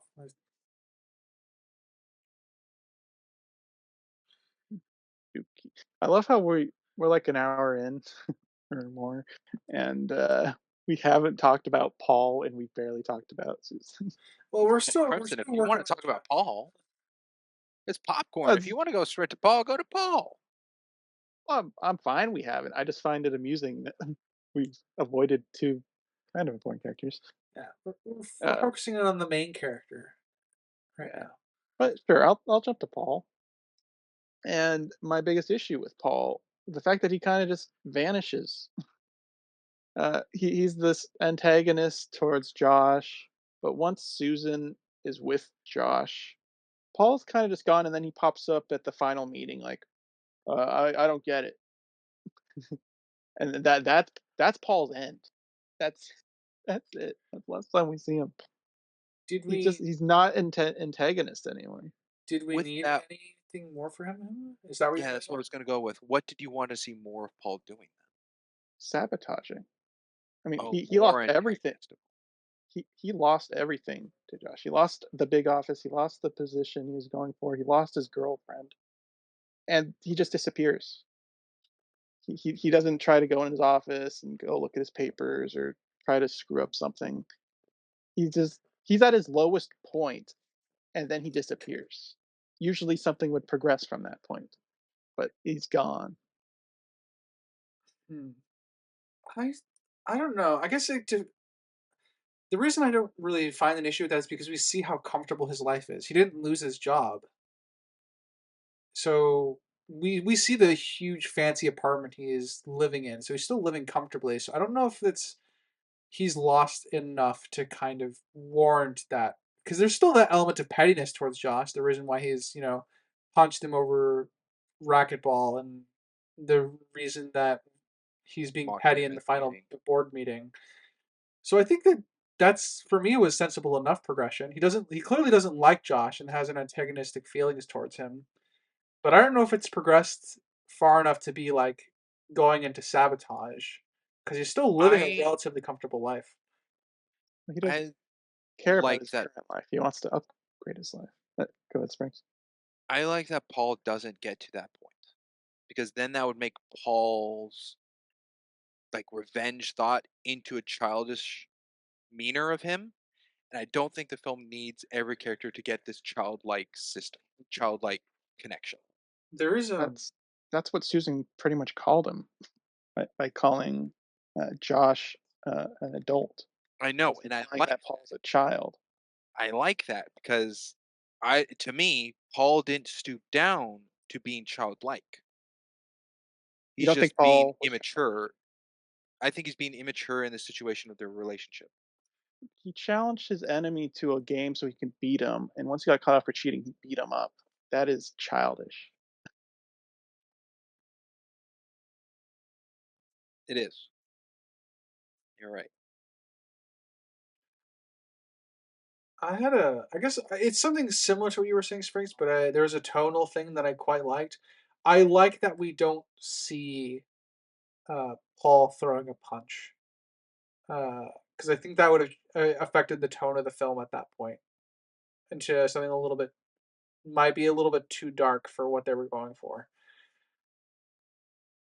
But you can clearly I, see it escalating to that point. So the choice not to show it is something I guess I appreciated for the tone of the film. yeah, I don't know what they would have done with Josh after getting punched. I think Um, I'm glad it cuts. Well, Josh probably would have just ran away, I would imagine. I guess so, yeah. But if it um, was like a But hand to yeah, hand I or prefer something. the not showing it. yeah, I guess But, to kind of go back to circle back to your point, Crimson. I didn't quite catch your response to me at the. what was it again? I had brought up why I think the traits of uh, Paul were fine, and I guess the fact that I was Oh, okay with how it went out because he never needed to stoop down to super antagonist or whatever. yeah. Your point was he lives comfortably now, and usually with these rich type guys that go after the promotions, they always want more. Uh, he doesn't like his spot. He wants to be in a better spot, even though to everybody his spot's great. He wants the better spot. He's in the chain. He wants to But is go up there a the chain better of spot command. available? Josh's. That's what he wanted. Oh, He wanted do you, Josh's spot. okay. Do you think Paul would get to the point of murder? No, that's why I went sabotage. I'm not going to kill the guy. Oh. You think he'd like find a way to make their electronic comic book blow up or something, or Throw hurt the the chip boss? during the presentation if they actually had a mock up of it or something. Yeah, he would be proactive, I think, instead of just fading away once Susan dumped him. I That gets a lot of smarts into Paul. He's not No, dumb. I mean, he's that wouldn't be my issue No, with that. My issue is I don't know if they have enough character traits for him to be pushed to that with what we are given of him. It I would keep going be back to the party of him just being drunk and complaining, but not doing anything. yeah. He's a well, he was. crybaby. I don't That's think true. he doesn't take action. Well, what would you want him to do at the party? At the party, I think he was fine at the party. I Okay, don't well, I see mean, Paul you're needing using to that use as a reason to sabotage. why he wouldn't be proactive towards something. Yeah, the party of him complaining about business things not falling through, of all the toy companies and all these complaints. He's not giving ideas on changes, which would be the smarts of sabotage, as you're saying. Like, what change would he do? He's just a big complainer, and I think he's a lot of bark with no bite. Like he would like if Josh punched back, for instance, would Paul just go into a big spree, or would Paul freeze and not know where to go from that? Like, I don't know how much of an activist Paul is in his goal, or like is he content and just wants to bellyache about things around him? I mean, he can That's tell what you I to took. be proactive, though. I don't see those as mutually exclusive. I think what I would need for Paul to be um doing sabotage, I think I would need to see smaller elements of that from earlier. Um like for example, this is totally off the wall. This is going to have its own issues that I'm introducing. But for example, he has his own secretary. He has a secretary bring him a specific drink. He gets that specific drink, and he makes up an excuse that the drink is wrong because he's just in a horrible mood and being petty in that regard. So he's sabotaging the secretary indirectly with that. I think something like that would have helped me, I guess, would have put me more on your team, Crimson, where I do believe he would have been pushed to the point of sabotage. I don't know if I have enough preceding the point at which he's quote unquote lost the promotion, the big office room to Josh to have him be pushed to the point of sabotage. I think the Because scene of Susan breaking up with him could have given more what you're saying, Crimson, of Paul, what you're looking for, Paul, because he just kind of he picks on her of her past couples and just makes fun of her and accepts that she's breaking up with him. He doesn't fight to stay together with her in that instance. What's the point you're going for with it? Sorry. like if he was an activist to do things rather than just bellyache, I think he would like try to talk her into it or give more examples of how Well, he Rephrase. knows he's Oh, got a perception of her, and to him, she just validated his perception of her, where she sleeps around to the next highest guy on the chain. But yeah. I don't, I I don't guess to see kind that. of, I'm gonna ask a question at you, Springs, to see if I can rephrase it so I understand what the point you're making. I think you're suggesting that if Paul either fought harder in the scene with the breakup with Susan, that would have then led to more of the idea of sabotage. Like he yes, wanted to hold on to what he had with her.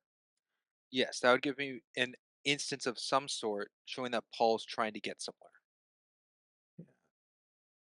I feel like we're debating With over Crimson's in example, a good way. I don't see a point where Paul's trying to climb a ladder.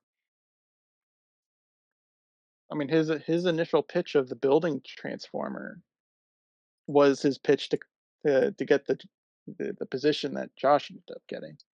Well, yeah, but how many pitches has he done like that?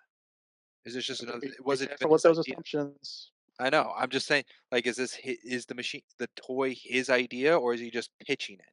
Like, is this just part of I his mean, job? in his office when Susan's breaking up with him, he has the toy mock-up drawings and stuff on his wall on like an easel. Okay, so Uh, it's his team's creation. he was involved with it. He was There, quite passionate about it because he got mad with Josh for I was under the assumption that understanding it. Josh and Paul had completely different jobs. Well, Josh is obviously the one that toy tests everything. Uh, Paul is more one of the idea people who tries to create ideas based off of the marketing stuff like that. Whereas Josh is directly in charge of playing with it with I mean, them. I don't Now, think we even Paul get doesn't want the word playing what. job. He wants Yeah, we don't even the get what Paul's job is. president's vice presidency If you're saying he wants Josh's job, that's the vice president of product development. product development.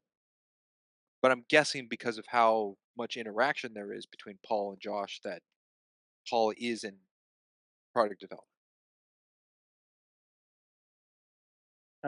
It's a safe assumption. Whether he is part of the analytical side, the marketing, or the actual production, or coming up with the Yeah, my plans. guess would be marketing because he gives Josh paperwork of numbers that because he's focusing on numbers, not Well, kids' it's his interests. presentation, and when you're talking to investors and stuff, you want to give them the money. Yeah. Most people wouldn't care. Oh well, the kids actually like this. It's like, all right, how much can we sell to the kids that like it? And so it makes sense pragmatically why he would go with the numbers. With that being said, then Crimson, do you find that meeting where Josh's answer is like, "What if they turn into bugs?" and everyone's sparking like excitement in that? Do you find that believable? I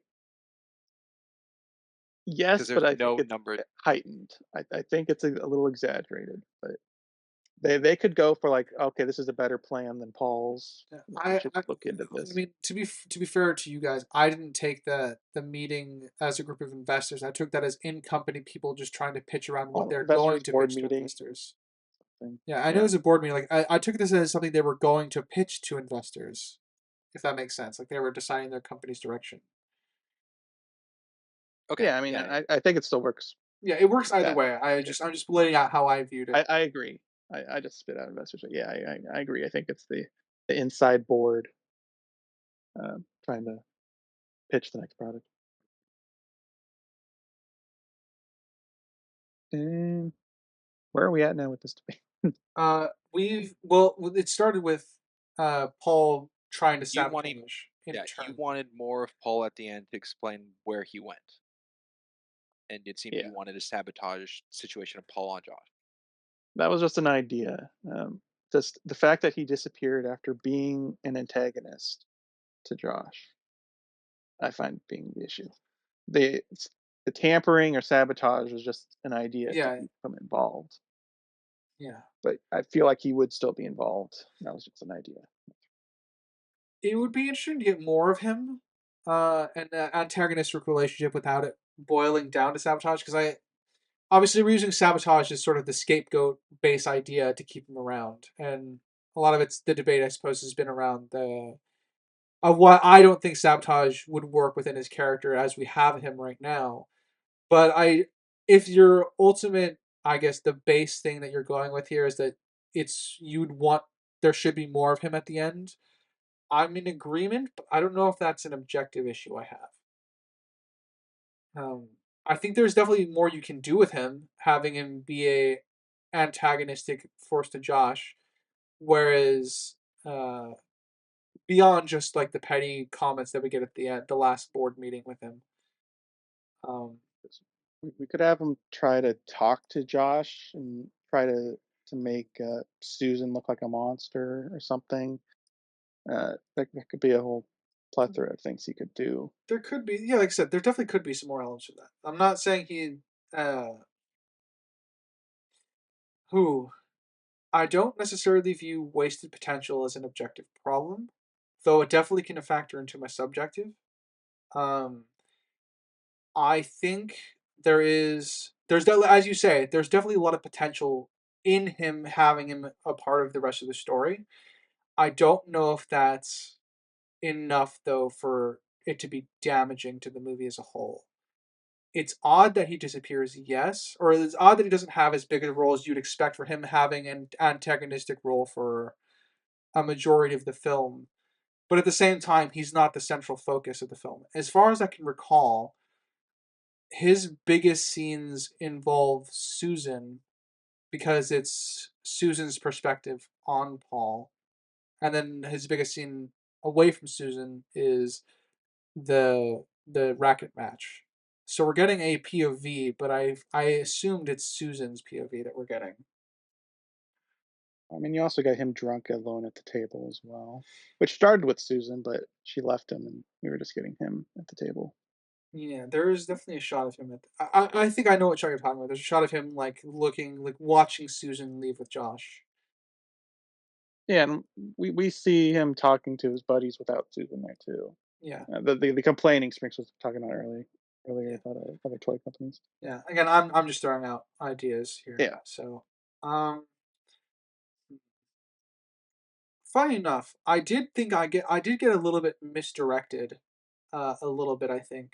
I didn't think the film was necessarily going to go that direction, but because of the way he was looking at the way Susan was leaving with Josh, I thought that was something they had planned. Like she was going to go off with him to try and.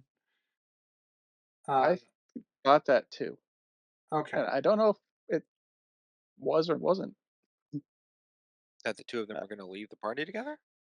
Yeah, in the sense that like the Susan and Paul pre-planned that interaction to see if Susan could get out of Josh what makes him tick, and like because a lot of Paul's Oh, complaining up until that point was like how he was can't the just come milk from carton scene? nowhere, you know? Was the milk carton scene before the party? Yes. Okay, could be.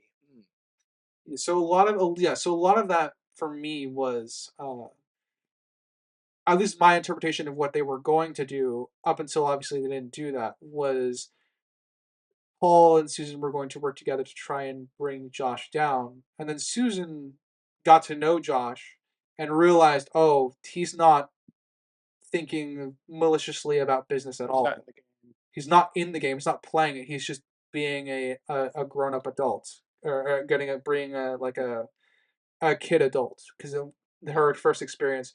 One of the things that was cut, by the way, is I think the two of them play Monopoly. That's in the extended version. Um, Interesting. I'm curious if in this extended version we get what Crimson's asking for from Paul. it's definitely possible. Don't. Because Crimson, you keep saying he disappears, and I don't see him as disappearing because Josh walking out of the meeting for the comic book that he pitches, and then Susan chasing after him. That's it of the toy company. Yeah. The focus on the toy company is no longer needed in Josh's story at that point, so they're just gone. I mean, because then Paul could also go with the boss of disappearing in the instance you're Oh, saying.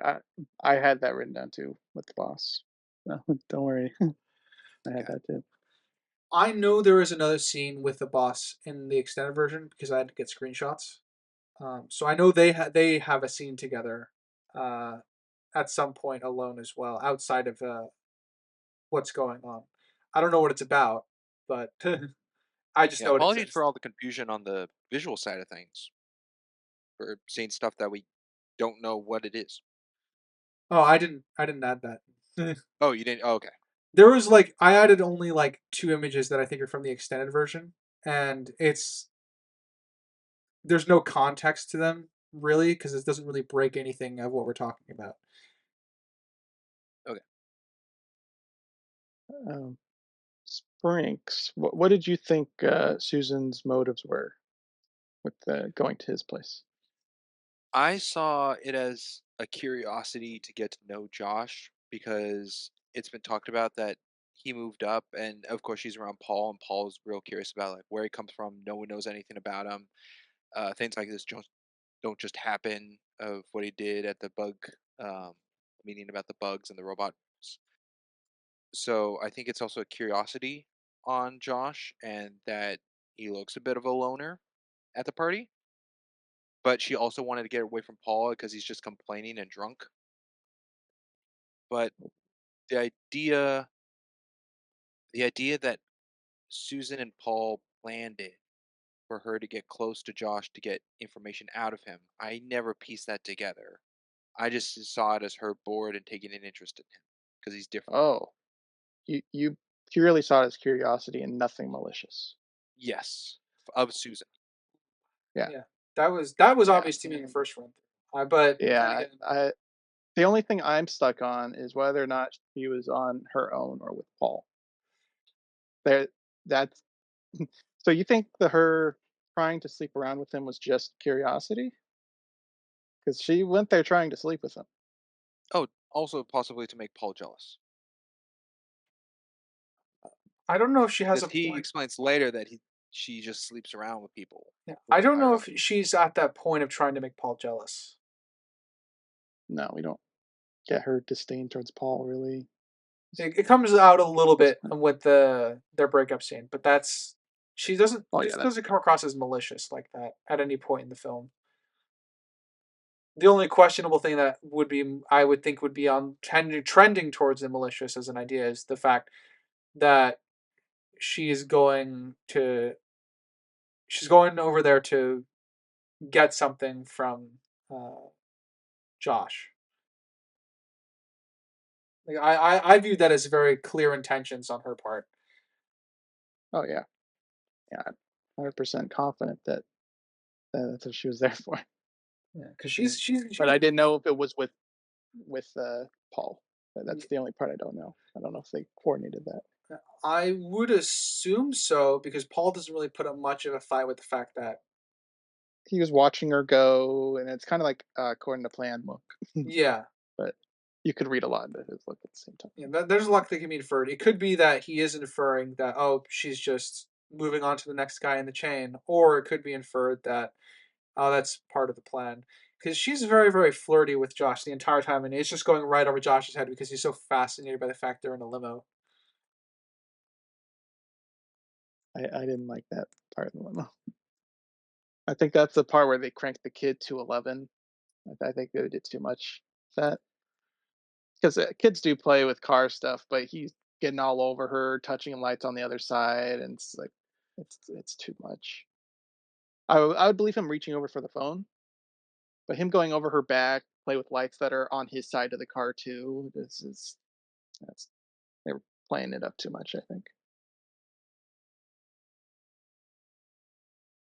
Got any more thoughts to add, Springs? Because I know you've been thinking over there. Well, it's just another instance where we've had this multiple times now on the podcast that I saw something and viewed something differently than the two of you um, about Susan leaving with Josh. But Josh being more of a, I can see what Crimson's saying. I think I agree with you, Crimson, that it did boost him more childlike in the limo. Uh, I could see that like never been in a limo before, and there's all these lights and buttons and flashes and curiosity and everything on Josh, but it did seem he's with a stranger. He doesn't know Susan very well at all. So I feel like there'd be more politeness, but There's a it trends a little bit towards uncharacteristic of Josh for me with the way he's just blatantly staring at girls uh with Billy earlier on. Granted, he might not have adjusted the fact that Susan's an adult, but there is a level of, I would say, near mischaracterization with the him being too much of a kid because he's clearly already into girls. it also could be, of course, a nervousness situation. And this is him Uh, trying to like dial back the panic I don't think they played that off. with how fast he wanted I to would leave with say her, Tom Hanks leaving the failed party. in I'd say no. acting if that's what they wanted, and I don't think he failed. But I can see it hamming up. You could see that, but what about the Susan thing? Again, I don't see any malice out of Susan to try to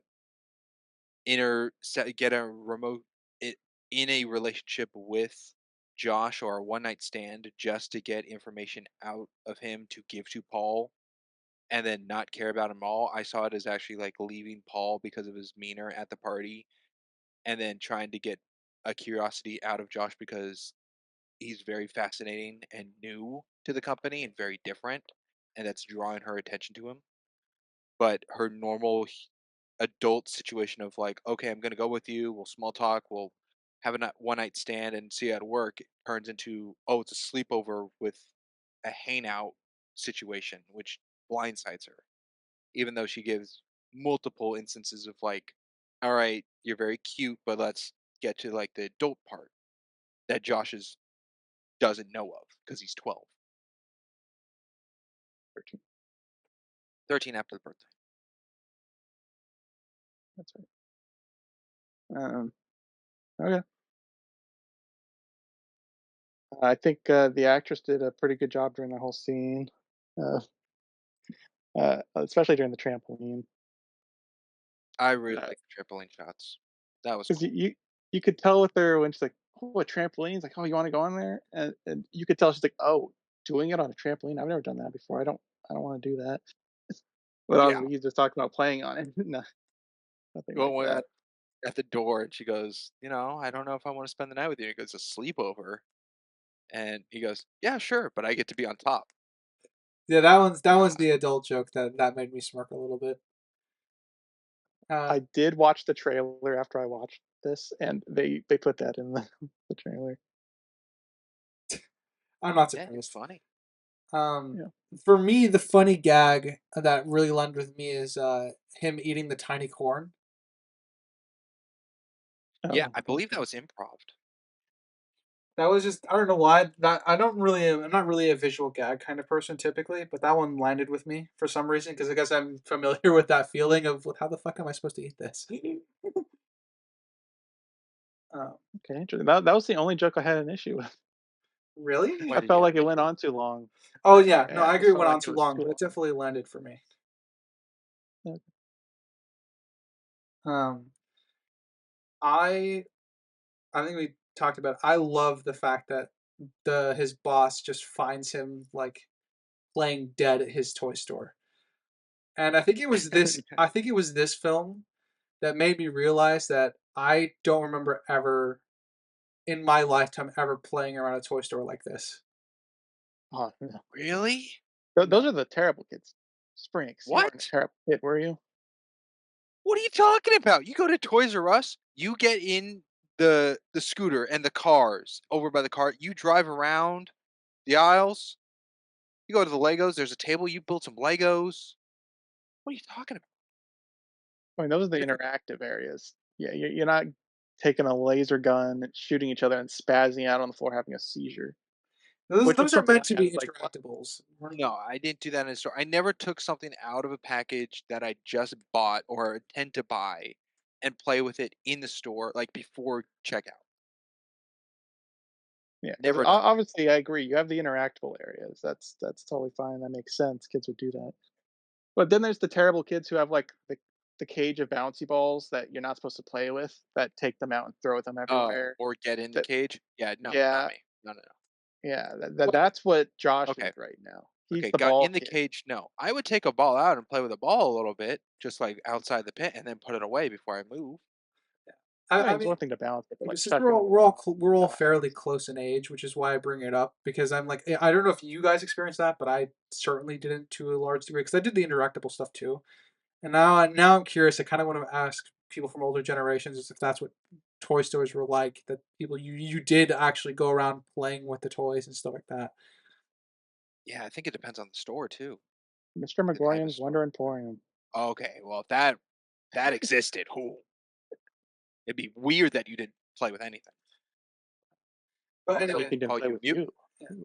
Back to my original point, which is I find that his interactions with the boss here really great because he's just being a kid, and the boss is just listening to all his like really like child, essentially really detailed childlike insights to toys that were like were missing The parts. hockey. Yeah, the Yeah, hockey stick was changed, uh, and then obviously that leads to the iconic scene of them doing the piano together. Um, and it was a very very quick way to build up the relationship between these two, and it makes the boss kind of respect him because it's obvious Josh knows his stuff when it comes to all the toys and stuff like that because he obviously he's still a kid. So it was done a lot of quick relationship building, which I really really appreciated. I don't appreciate the lack of background checks, but I understand why the boss has a lot of a high degree of respect for him after this scene. yeah, Very because the good boss job is of there to check on toy sales and what's connecting with kids. And of course, Yeah, Josh is he's there there to as a see kid to kid hang out. connections. yeah. But He's also not the there for boss can sales. see, but the boss can see Josh is there also doing the same thing, but hands on with like the kids and getting like a connection that way rather than just an observer or more like Paul or whatever behind a computer screen looking at numbers. Yeah. Yeah, this was a question I had written down regarding the boss, and I don't think there's an answer, but I'd like your thoughts. Did you guys think he viewed Josh as special, air quotes, Oh, or just someone good at their job? I kind of lean more towards the special side. Now that you I What do you guys think? yeah, I think I lean a little more towards that because this is before the promotion. And Josh says he's in computer processing, which means he has no connection to this area of toy testing.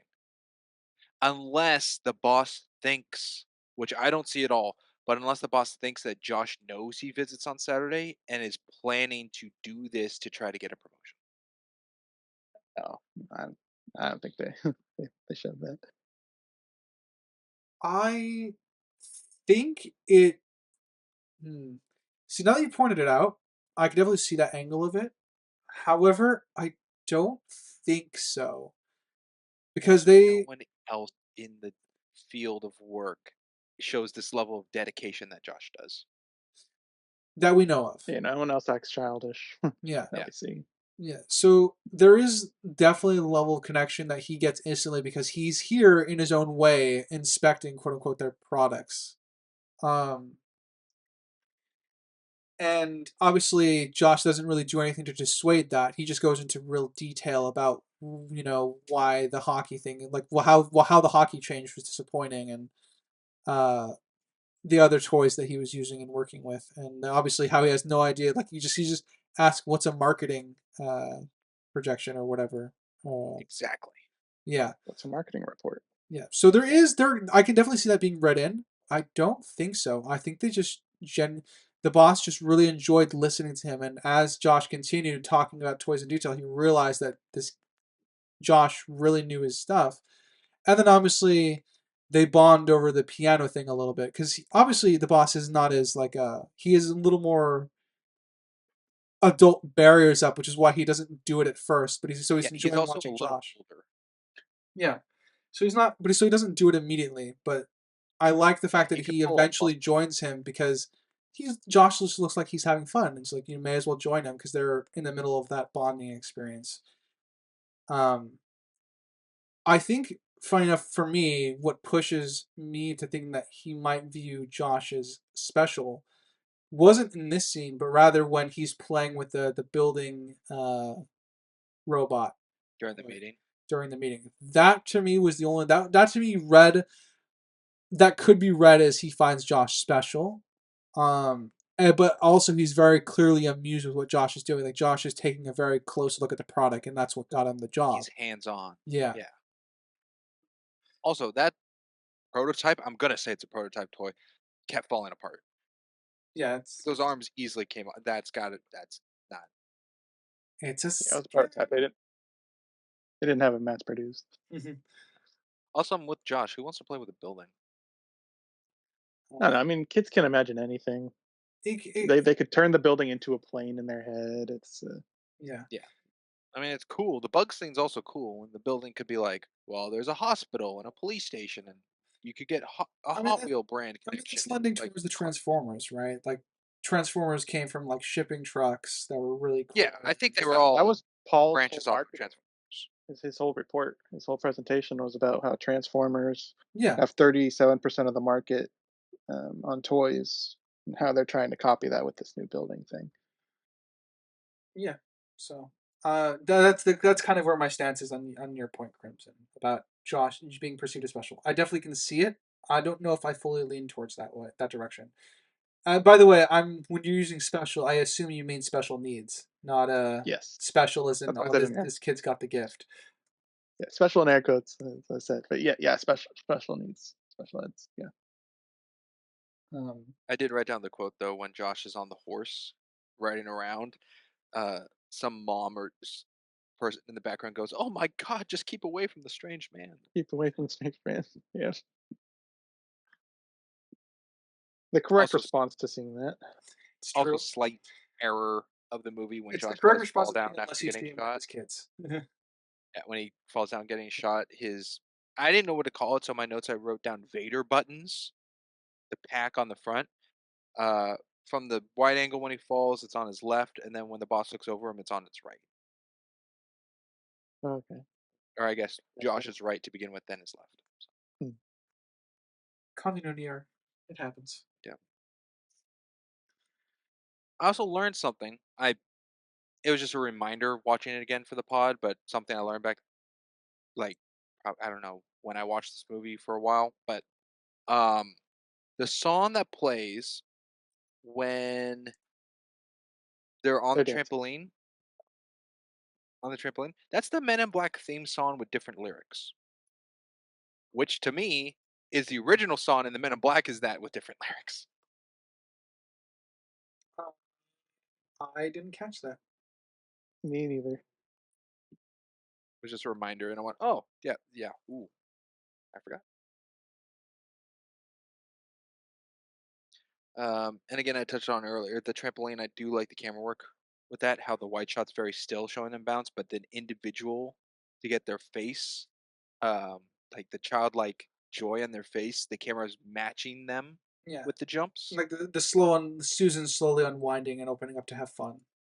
Yeah, and then there's the shot from outside, which I think just shows a good perspective of being that it's when anyone could see them doing it.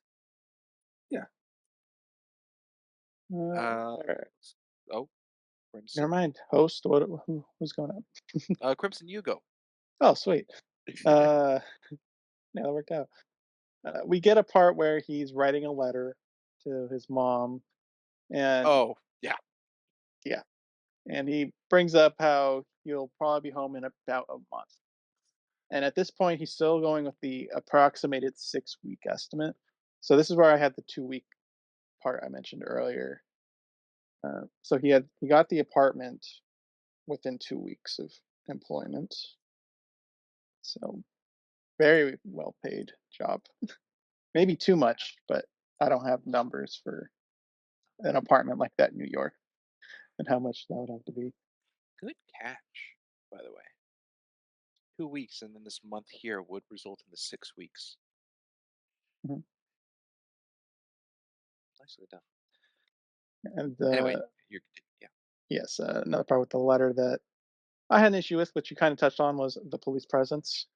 Assuming he mailed it and didn't give it to Billy, because we don't really know how the letter is delivered, but it's probably safe to assume that he mailed it. Because if Billy gets caught delivering the ransom letter or whatever, presumed ransom letter, then that would have some issues. Um, so assuming it's going through the mail, the police would be able to trace where the letter came from. Yeah.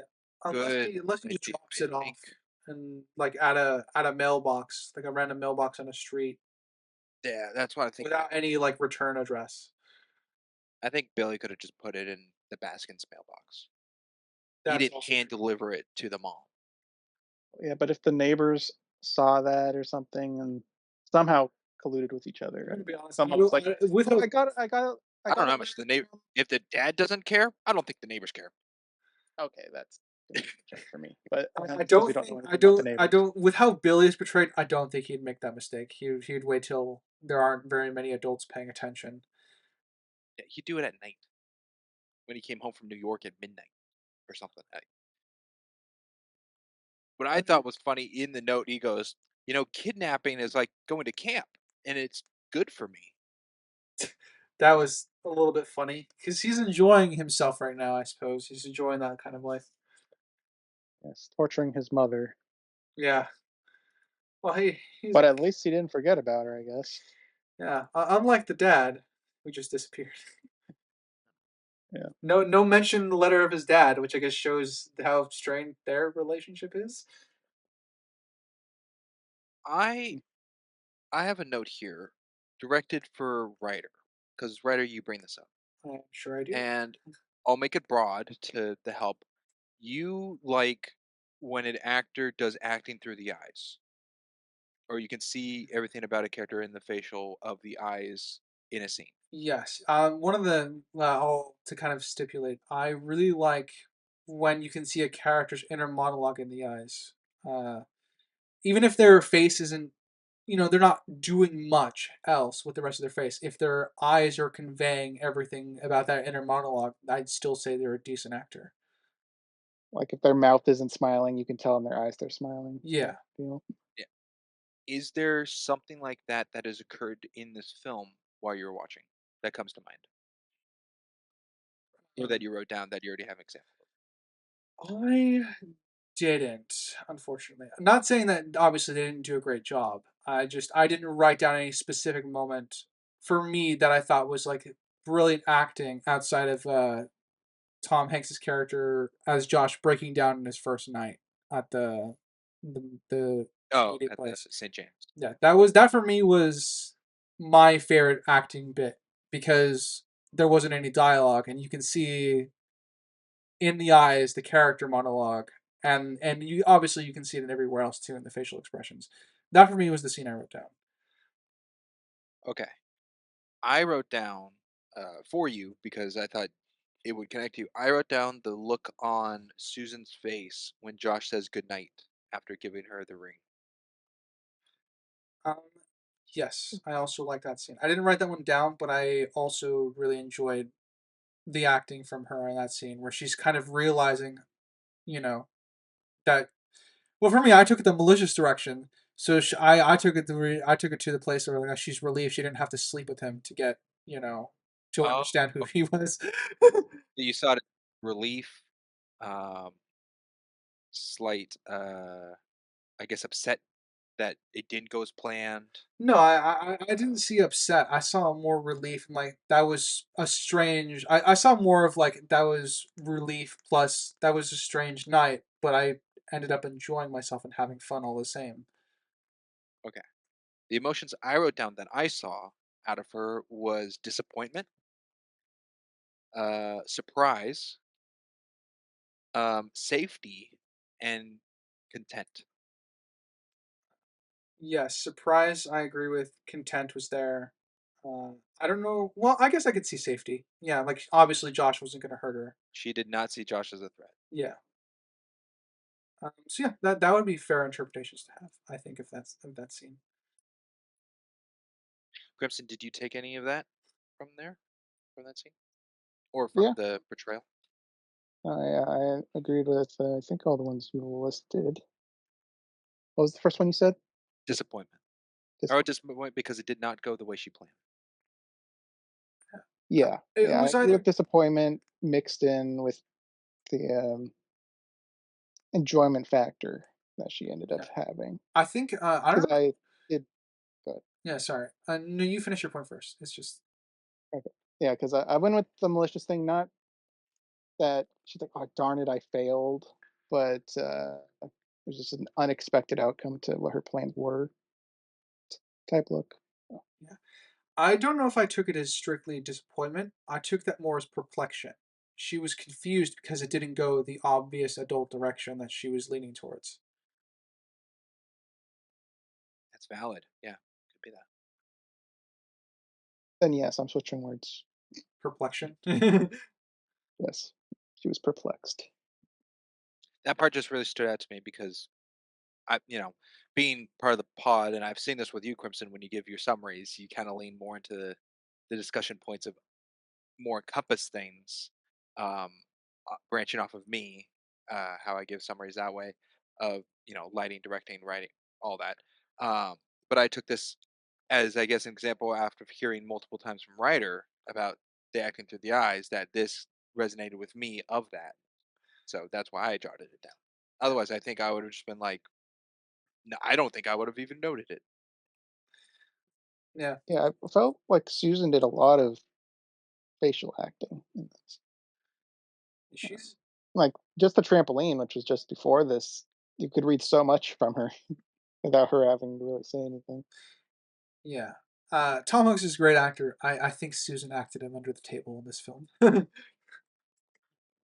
Was it I agree. Elizabeth I mean, and the Perkins? reason, and, you know, and I'm saying that more as a joke. I do think she did a great. I do think the actress did a wonderful job as Susan because in that she didn't have to. She did a lot with little, if that makes sense. Yeah, Not a lot Elizabeth with big. Perkins. Yeah. But yeah, good scene to bring up Springs. I also quite liked that Oh Okay, I man, looked her up because I was like, what was she from? What dude, was she from? Cats complete- and dogs. oh, Darn it. I completely forgot she was Wilma in the Flintstones. I hardly remember that movie. That's But why. cats and dogs, I should have known that right away. Darn.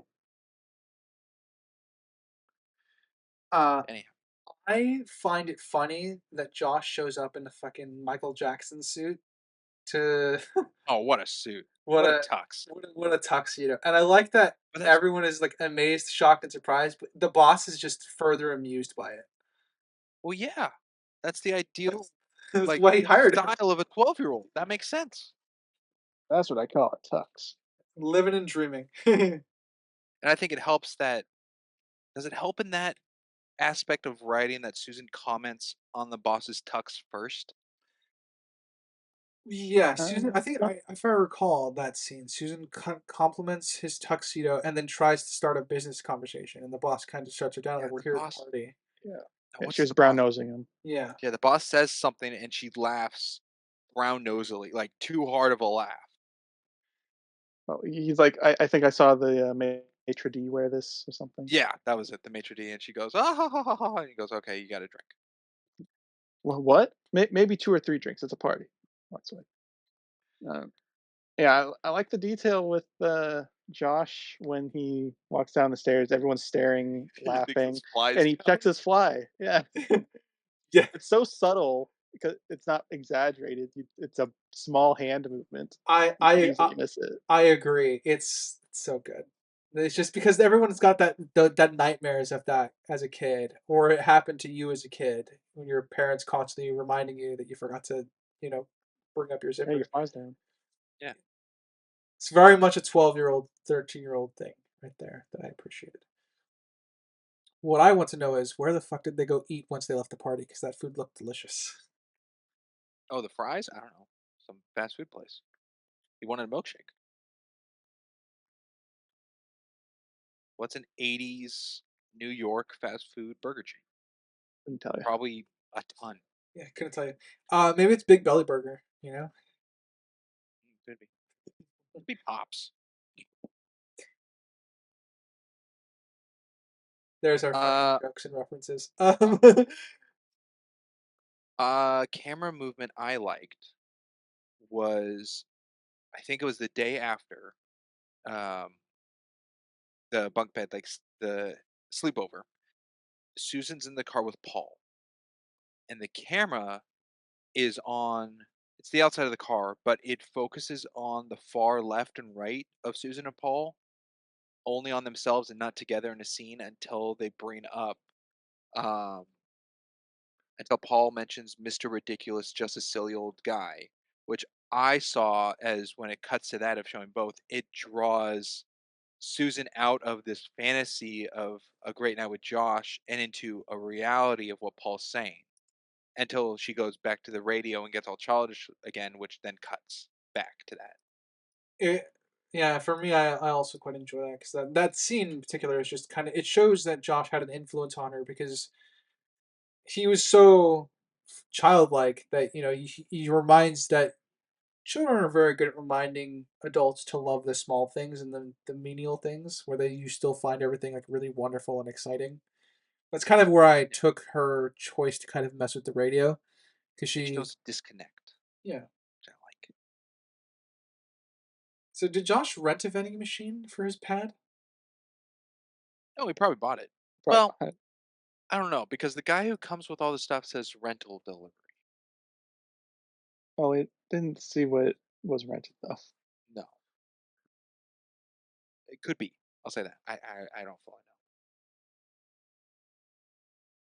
know. Let's see. We have a part of the movie where tackling, does he want to go back to being a kid? Want to stay with Susan? And he goes around just watching kids. Yeah, that's And, creepy. I wrote that down. ah, That's creepy. Especially in his neighborhood where he's been I know slighted. his face And probably leaves. plastered everywhere. Eh, Yeah, I mean, it's one thing going to your neighborhood, seeing kids playing in the leaves. Okay, fine, sure. But then he goes to a school where they're taking a class photo and he's just standing there watching them. That to me was the one that crossed the line. Everything else was could be passed off as happenstance. Well, the And it's one with not the his kids in the teacher. leaves, he's in the middle of the street. He's not on the sidewalk. I don't know. It just gives a little more uneasiness to it. Well, I mean, back in the day, no one cared as much when he did that. I guess that's true as well. So, like I But yeah, said, the the only one that class one. the only one that crossed the line for me was the school photo one. Everything else was could have be passed off as happenstance, but him standing and waiting behind the school photo, that was man would be arrested for just Yeah, and I was like, okay, it's his class or something. Which I mean, still an excuse the weirdness of it. But it's not his class either. Because his teacher is Miss Simpson, but the teacher here was Miss Keplin. So it's Could not just even fall his into the class. no. Could just go into the assumption that every kid thought it was another kid's parent just watching, but He was the only it guy. is weird. There there was was other if there teachers was a crowd or of parents parents. around, that would have been something. He could have just blended But in. no, Just Um, so my assumption is if it's I don't want it to be his neighborhood because it doesn't make much sense if it is his neighborhood, even though we see some familiar locations. I would much rather it be closer to where he is currently living and he goes on that nostalgic walk. uh, I don't know. yeah, I mean, Maybe I the was leaves is just his neighborhood. assuming. And there's a That's lot. very There's a lot of unintense. neighborhoods that look like that, but Yeah. we don't get anything saying it is his neighborhood, so I don't know. And they showed the Um. name of the school, but it was too pixelated. I couldn't read what the sign said. Oh, I didn't see. Um. What I talked about before of the cutbacks in the car with Paul and Susan. Another detail which very fine, totally fine, is that the radio is playing the song that was playing the night before in the limo. Yes, That was the same song on the radio, which is totally it happens. Um, it's possible. I should have, I guess, should have looked up in November, being if Josh's birthday is November 3rd, what the number one song on the radio of 1988 was, or top I mean, hit even if 40. sure, I should have I guess tuned you into can do Casey that. Kasem and found out, You know but what? I. Put that in the recap. Let us know what the answer is. Oh, okay. Let's see, I'll jump to pretty much towards the end here, where Josh brings up the idea of why don't you come with me? and she says no because she's been through it before. And then I was like, wow, why? Why writers? Why did you write that as her reason? 'Cause that's so weak to me, anyways. Like if she's like, oh well, I got family, I've been through it before. Like she gives more solidified reasons to stay, but her reason is I've been through it before. If she actually cared a lot for Josh, uh, why wouldn't she? Based off the only reason she said no was she's been through it before. Well, we don't unfortunately, we don't know, we don't know anything about Susan's childhood, and it could be more than just the implied puberty situation. It could have been actually a far worse childhood than Josh or Well, situation she doesn't she's want to not be in. We going don't know. back in time. She still No, has her 20 whatever 30-year-old brain. Um, so I don't think what happened I to don't her as know. a kid would Yeah, be I don't relevant know at if all. I do think, Crimson, that the remark is for the puberty situation that they're implying, but it could be a far darker of a childhood trauma situation. I don't know. I also don't think a whole. Well, actually, no, that could have been okay if Susan explained more about her childhood, and then Josh could have been mature in the situation, which would have been actually not bad to say he needs to do what he hasn't done, or like I haven't experienced that yet. I haven't gone through what you've gone through. I have to What would learn you how to do? grow up. Yeah, but that's still explaining more about Susan's childhood, which is her connection to. I don't know. That could have been very nice and more strength than just the one situation Crimson just said. Yeah, But but it it's also like you're plays treating the into childhood don't as know. time travel. She's not time traveling to when she was a No, kid. she's not. No, no, no. I'm not saying she's time traveling, and she wouldn't see it as time traveling. But going through puberty again, growing like that, it wouldn't be a month like Josh did. Probably. I mean, we don't know. Um, That's fine, but you were tying it to like childhood trauma, which she wouldn't recreate because she's not going back in time. well, no, but she's turning back into kid. Like if she's bullied or school didn't work for her, she's bad at a subject in school or something like that, or where she She's couldn't live. 30. Or I mean, she turns back into a 12-year-old. You think she's just gonna drive back to New York in her apartment? No, but I don't think some high school bullies are going to bother her. I don't think she's going to cry about a math test. She's been through it before. I mean, see the aspect. So I'll be upfront. I don't really have an issue with the line, um, but I understand where you're coming from. I guess with that Crimson, it's the best I faith think you need a interpretation. stronger reason. The best faith interpretation we have of what we're given is that being a child is stressful enough once, which I find that is a perfectly valid reason. I just we don't know. I guess what she was thinking about fully in that scene. I suppose. It's also a pretty wild out there thing to ask for when she doesn't know any proof that it works. I mean, she kind of accepts it at this point.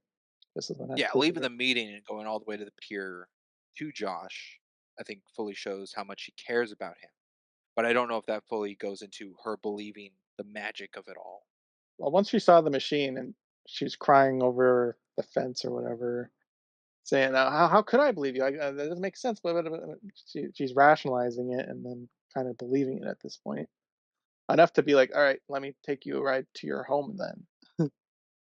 Do you think she But went through all 5 stages of grief? um, I guess, I mean, she ended with acceptance. So I It's don't know if she skipped some possible. steps. I don't know. I don't have memorized them, and it's been a while since I've read them off. But you got Uh, denial and acceptance. That's all I remember. Funny enough, those are the ones I remember the most too. I know anger is one of them. Anger. Yeah, Denial, anger. Uh, she could have. she could have. Yeah. Those three are expressed. So Oh, I don't know. Just an idea. yeah. Now, if that is to play to the acting of the writing of the character, writer, would you have an issue with that? If Of Elizabeth Perkins was given, hey, this end bit here, we want you to go through all 5 stages of grief. well, that means she's a good actor, but I don't know if you want me to complain about. Like I said, I never had an issue with the line, so I No, don't. not the said one line that Crimson said, but the whole bit at the end is an acting tool of that those are the marks she needs to make. If that's what she did Does that do, make it then that would unbelievable? be thumbs up. Like I didn't know if that was the Oh, intention of what that's a they were thumb. going for. I guess Okay. I would say a good job if that's what she went. If she did go through all 5 stages of grief, uh, Denial, anger, bargaining, depression, and acceptance. bargaining could have been the step of obviously if you want to join me for that. So there is definitely room for all of those to have existed in that scene.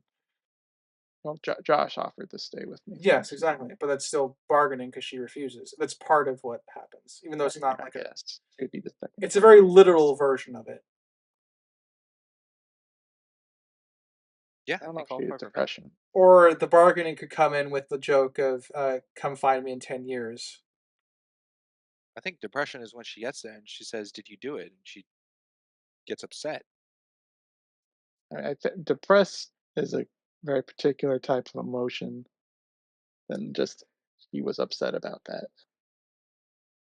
No, depression is a very complex emotion that has several other emotions that feed into it. But I get what you mean, I suppose, in this instance. Do you think depression is an aspect that caused her to leave the meeting to chase after him? I thought the realization was what made her leave because she put its pieces together more aptly and as to understanding what he was trying to tell her. Well, yes, yes, yes, as the overwhelming situation, but you just said it's a complex comprised of multiple. Do you think depression was an aspect into that? Uh, Not for me. with her reaction and seeing how he accomplished it. No, with her leaving the meeting to go chase him down. I don't know if that it could be. I don't know if that would be I don't know if I would want to label that under depression though. Yeah. Especially saying it like if it's a facet of the It could depression be. he's saying she ends up having. It could be definitely a facet of what's going on when she has the full realization of it, everything in of it sticking in. Then again, I tend to identify depression. That's of various emotions, but ultimately it's a um I view depression as far more subtle, typically, than what's often depicted in movies and films, but I use it as the more broad stroking medical condition than it is necessarily emotions that are coming through on the screen.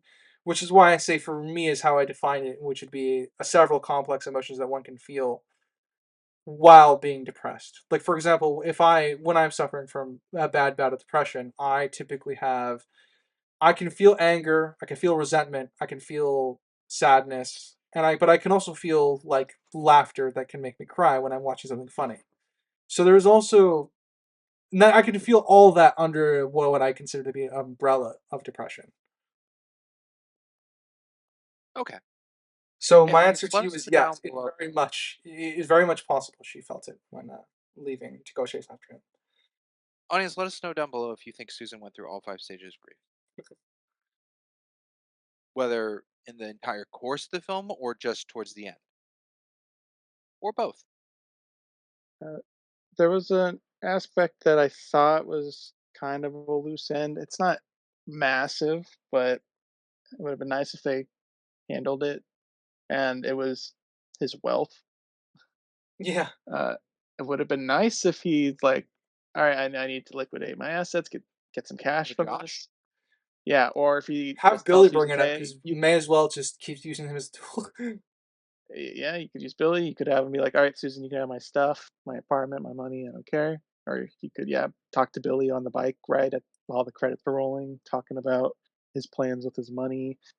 Uh, I felt like that was an aspect that was missing closure. What happened with his adult life? He has an apartment.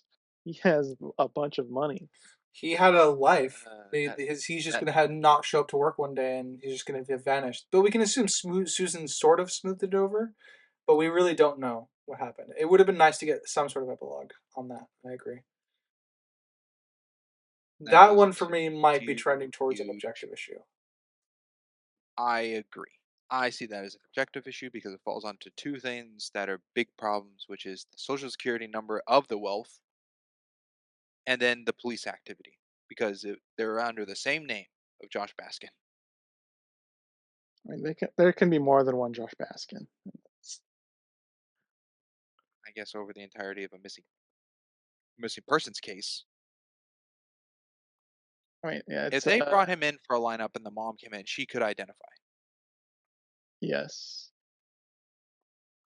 Well, are you saying as an adult, as Yeah, Tom Hanks?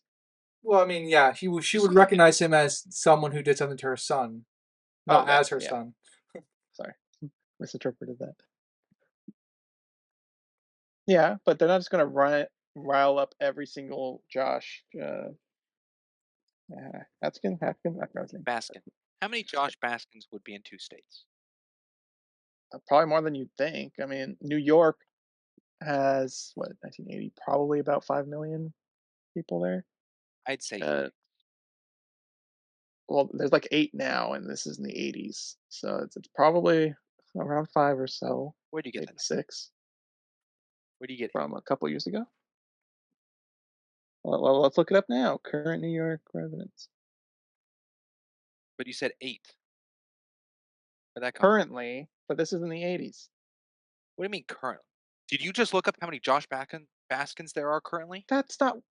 That's not the point you're No, making. that's not what I said. I'm asking where'd the number eight come from? I said 8 million residents Million. in New There we go. York. All right. I didn't hear the million. I just heard eight. Okay, I guess I cut out.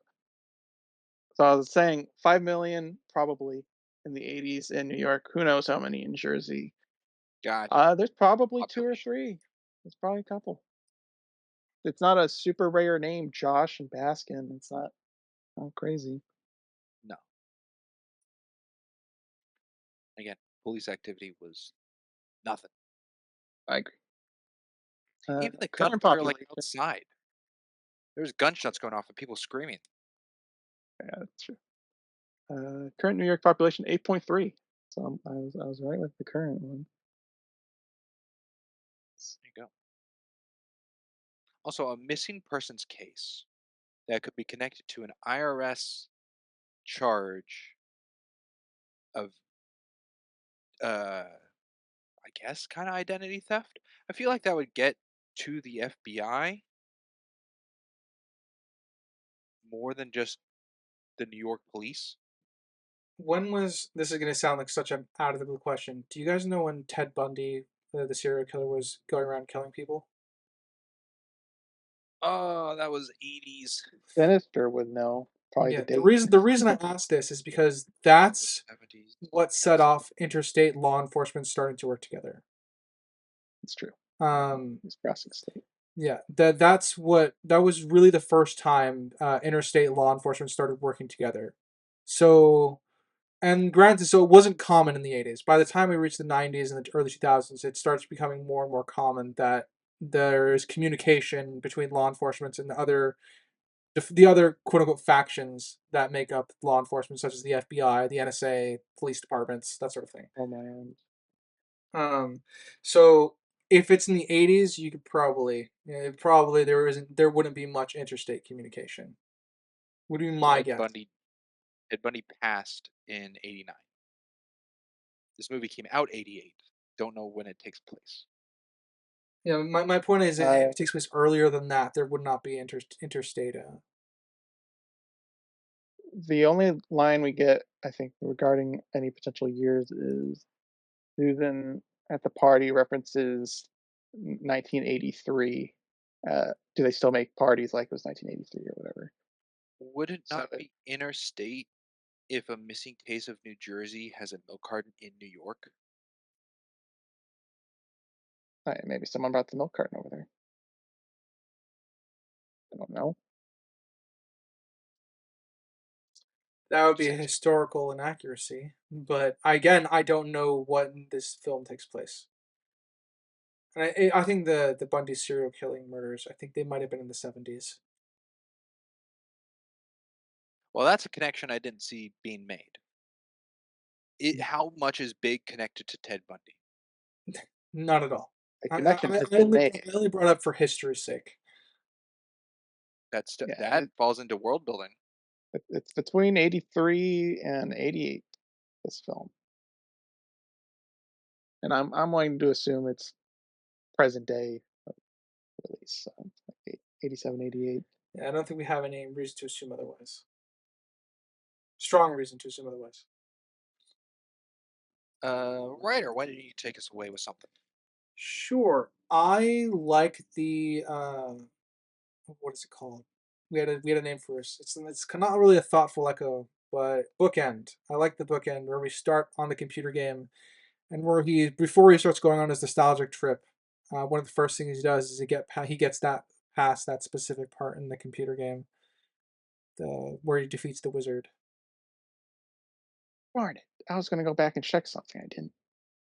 That Okay. sparked it. If you're going to The- check if that's a real game, it's fake. no, no. The second time he plays it, there's a tick sound, like there's a timer for his response, and I didn't remember that on the first game, and I was gonna go back and check. I, I remember it, I but think I it's there. think Yeah. yeah, I remember it being there in the first game. So There's just a lot of noise of him yelling at his mom and his mom yelling back. Whereas the second time it's silent. So Also classic. Parents interrupting video games, making you fail. they didn't even give him a minute. man, I think we've speaking from experience there, Springs, or Ah, Can't pause an online game. so true. Yep. Sometimes that just does not get across. Um, Yeah, I I think my mom finally understood that concept when I was in my late teens. when you go to a movie theater and you got to go use the bathroom, can you pause it? Why can't you? Same thing. I didn't use Or the you can movie, pull but the it's fire okay. alarm. Okay. All right. Well, uh, How do I get out of my chores to play video game? I'll set fire to the house. No, Hey, that would work. we're giving people bad ideas right now. the other I guess another thing I'll jump to really quickly to cover is I actually quite like that Billy goes out to celebrate his best friend's birthday before the Oh date. yeah, That was really sweet.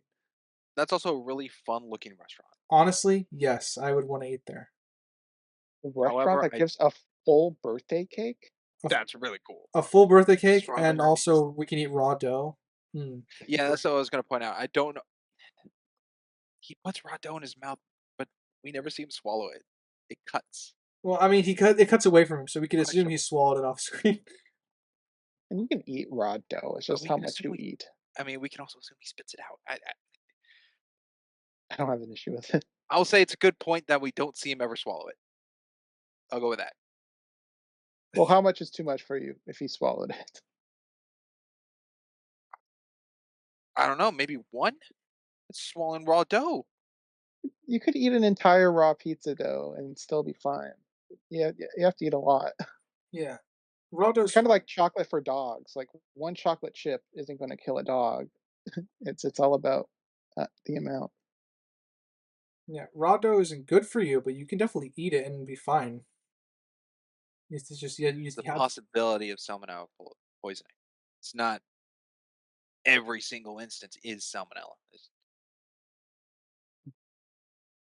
It's a likelihood. it's okay. It's weird because I've made some raw dough and played around with it in my life. I don't.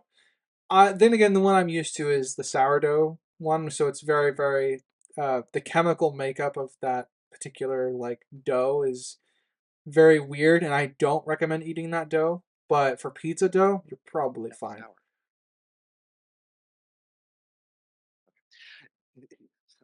Laughed at my own joke. Yeah. I like a bit of writing. Before Josh and Paul go to the racquetball game, and Josh has every comeback for what Paul is saying. Oh yeah, He about goes, you can't, you know. "You need to sweat for a sport. Well, you don't sweat in golf, you know."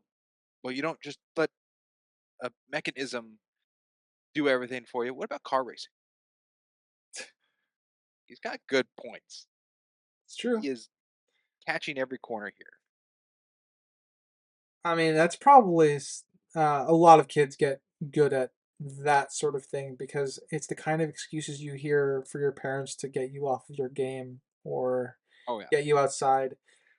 We don't get much of Either that one of anymore today, but definitely either back. one of you two seen the film Uncle Buck with John Candy? No, I haven't seen Uncle Buck. Oh, okay. Nor did I. Well, there's a scene of Macaulay Culkin asking his uncle John Candy like 20 questions, like lightning round style, and just like real quickly knowing what to ask. And I feel like it's the same here with Josh and Paul, like just being focused on what's happening, knowing what to ask. Yeah, he was quick witted with it for sure. Something I did like with the racquetball scene was he talked about basketball because he's good at basketball but not good at other sports. And when he has the ball, when Paul's trying to take it from him, he's doing basketball moves to avoid him. Which I So quite it's a like. nice Detail. detail. I agree. Good stuff. Yeah. Also, I did go back just to double check, but Paul definitely says over the line. Oh, yeah, I agree. Oh yeah, I heard him this is say it. very He's like, blatant. never said it. I'm like, let me check the tape. Let me see if the antagonist is actually honorable. Oh no, he wasn't. Turns No. out, no, he wasn't. He was petty. Um, I do quite like Susan patching patching Josh up after this confrontation. Um, because Josh is just being very, very genuine in that she thinks Susan is the nicest person that he's met, or one of the nicest people that he's met. And you can kind of see how that affects her because it's just very, very, it comes across as very, very genuine. And when we learn about we learn about Susan's history from Paul, it, I think, makes that stand out more as to why she starts to develop feelings for Josh because She no doesn't one's get treated her like that. yeah. Yeah, I liked it. I didn't really care for the lack of a response though. And But she's how do like, you do that? how do You you just do that or do it? Well, she kisses him on the cheek. I thought that was response enough. There, no, it is, but there's a he pause freezes. time. Um, Yeah, Josh doesn't answer her. Josh doesn't like what he's not like. What do you mean? Or But he also he doesn't look confused. yeah. So that felt a little lacking in that part, but everything else I Though funny enough, the part that I thought was quote unquote lacking was the uh when she asks what are we doing and they're in the middle of like developing this new comic book product that they're Oh, in the room. it did kind of come out of that's nowhere. That one felt a little unknown. that. One, Oh, while I'm fine with her having doubts because she clearly is very insecure given her history with romance and stuff like that. That was we learned from Paul. I'm fine to infer that she has some insecurities.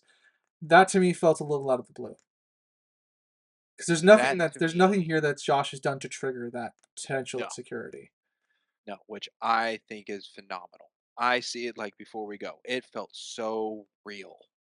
That that's to me a situation that could very much occur. Just thinking something is so unbelievable and graceful in a relationship and situation that it's like puzzling. Like, how did I deserve this? How did I get to hear from where I came from? And just her to ask genuinely because Josh is genuine with her just seems so fitting. But then again, like, how does a 12-year-old go about that in a relationship? And how he goes about it is like a 12-year-old. Like Yes. things are fine. Yeah, I don't have any objective issues. I think I just would prefer Josh to have taken it a little more seriously. That's my preference for what happens. Yeah, I really like that. Crimson, I'm assuming you got an opinion. Mhm. I don't fully subscribe to it feeling real. I do feel like it is just plugged in there, and you can have those thoughts like cycle through your brain during a relationship. You see, I get that. The fact that it just popped out of nowhere, and you could be like, that's the moment she realizes this is too good to be true. It just didn't fit. I feel like with what was happening. I think because again, I don't mind her bringing up her insecurities in a relationship. She's forming a trusting relationship with him at this point, so her bringing up her insecurities, I feel, is natural. Though there was a timing issue that I don't like about it that does dissuade it from me feeling that it's uh well, what as you say, Springs, that's a very real thing to ask. The timing, however, is what makes it more film than reality for me. I think I can see that, but I also see that the situation at hand of like they're on a roll, they know what they're doing, they're working as a team, they're hands on with the project, like it, and then everything in life and the situation with Paul. I feel like everything is just going her way to results of that. So I think the environment fits with it, yeah, the but I do environment see how fits, it's a but very I'm still easy saying the film. timing is wrong. Um, sure. Okay, this is gonna get, I guess, very particular.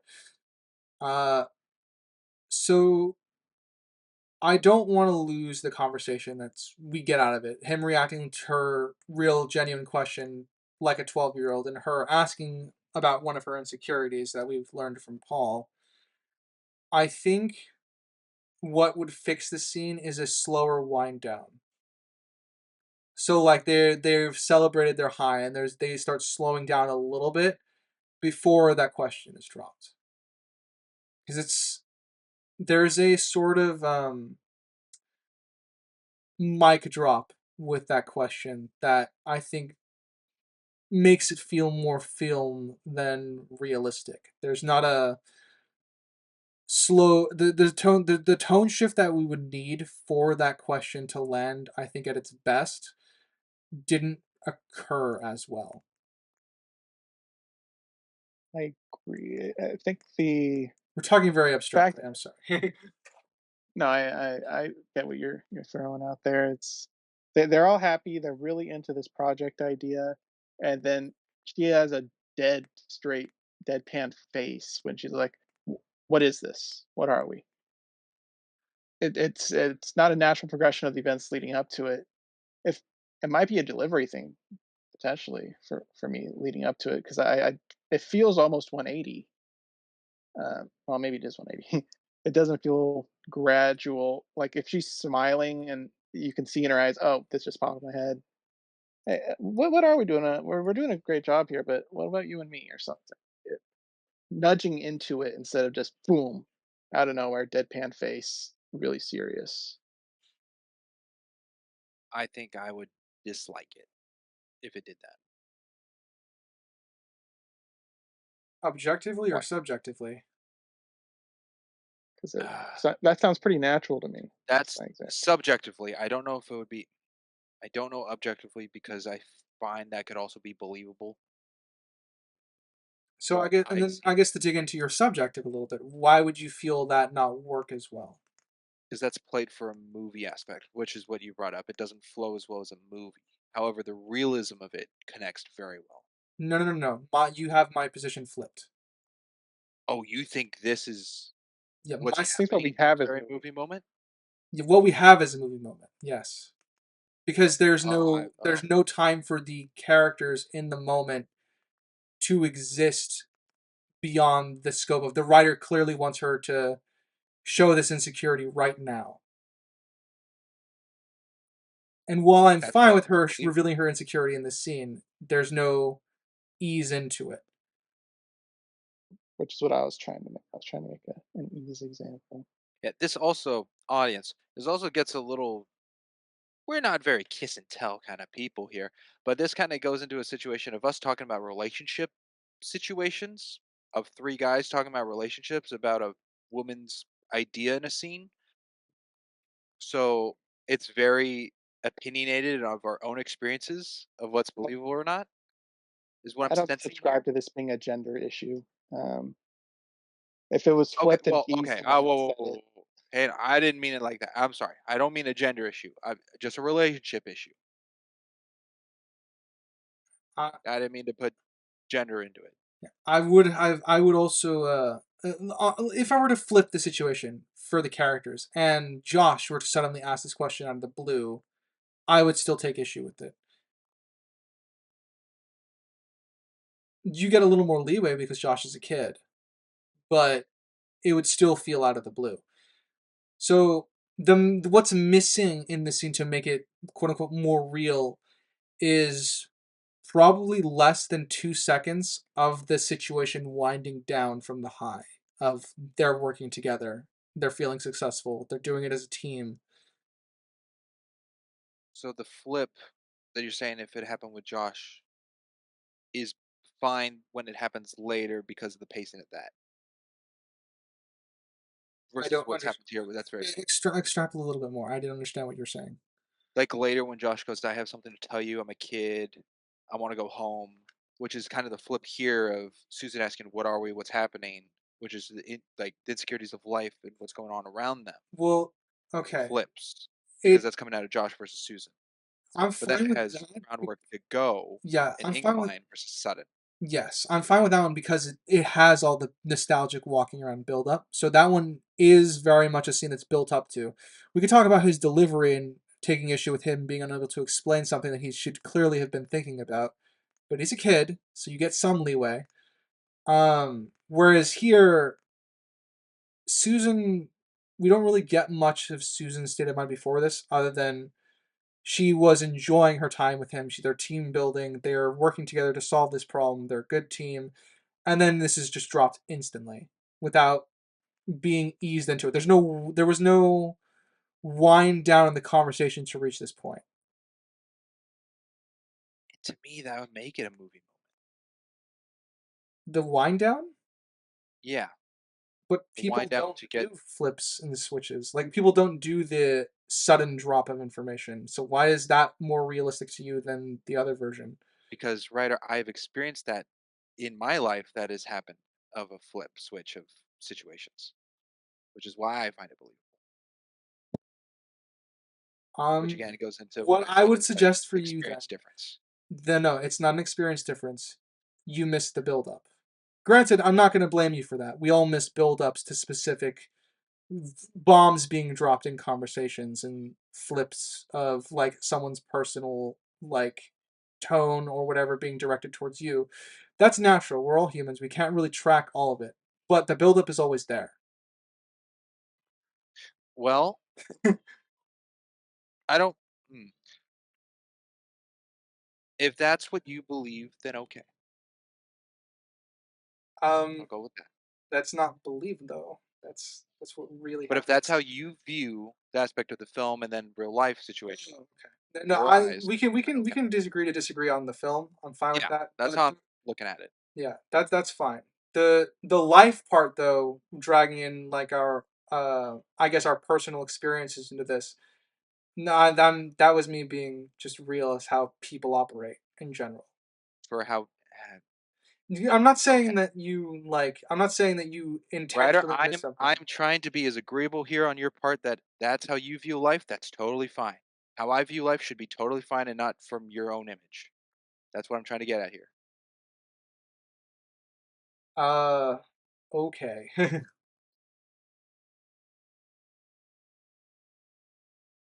So for the film, I find it fine. You see more movie moment. Seems Crimson finds a more movie moment. So I do. okay, But it being a movie moment, it's not egregious. It's not an egregious movie moment. Yeah. But I do see it as a movie.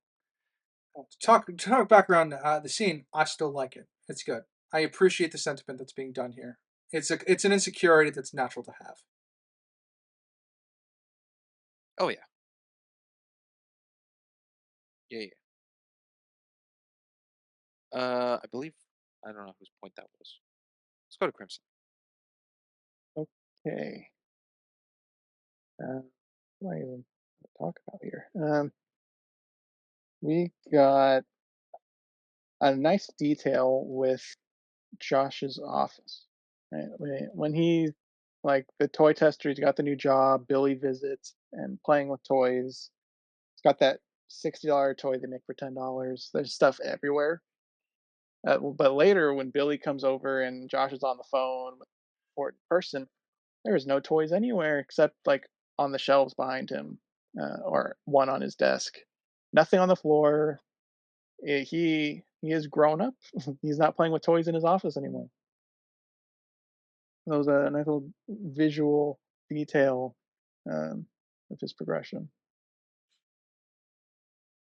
I agree. Yeah, that's a good thing to know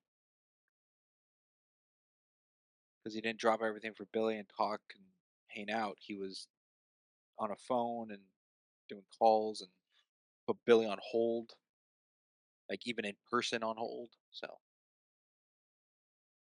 Yeah, and that is moment which I feel is a little exaggerated, little heightened, kind of like the limo thing, where I can believe he's more serious at his job now, but it is his best friend.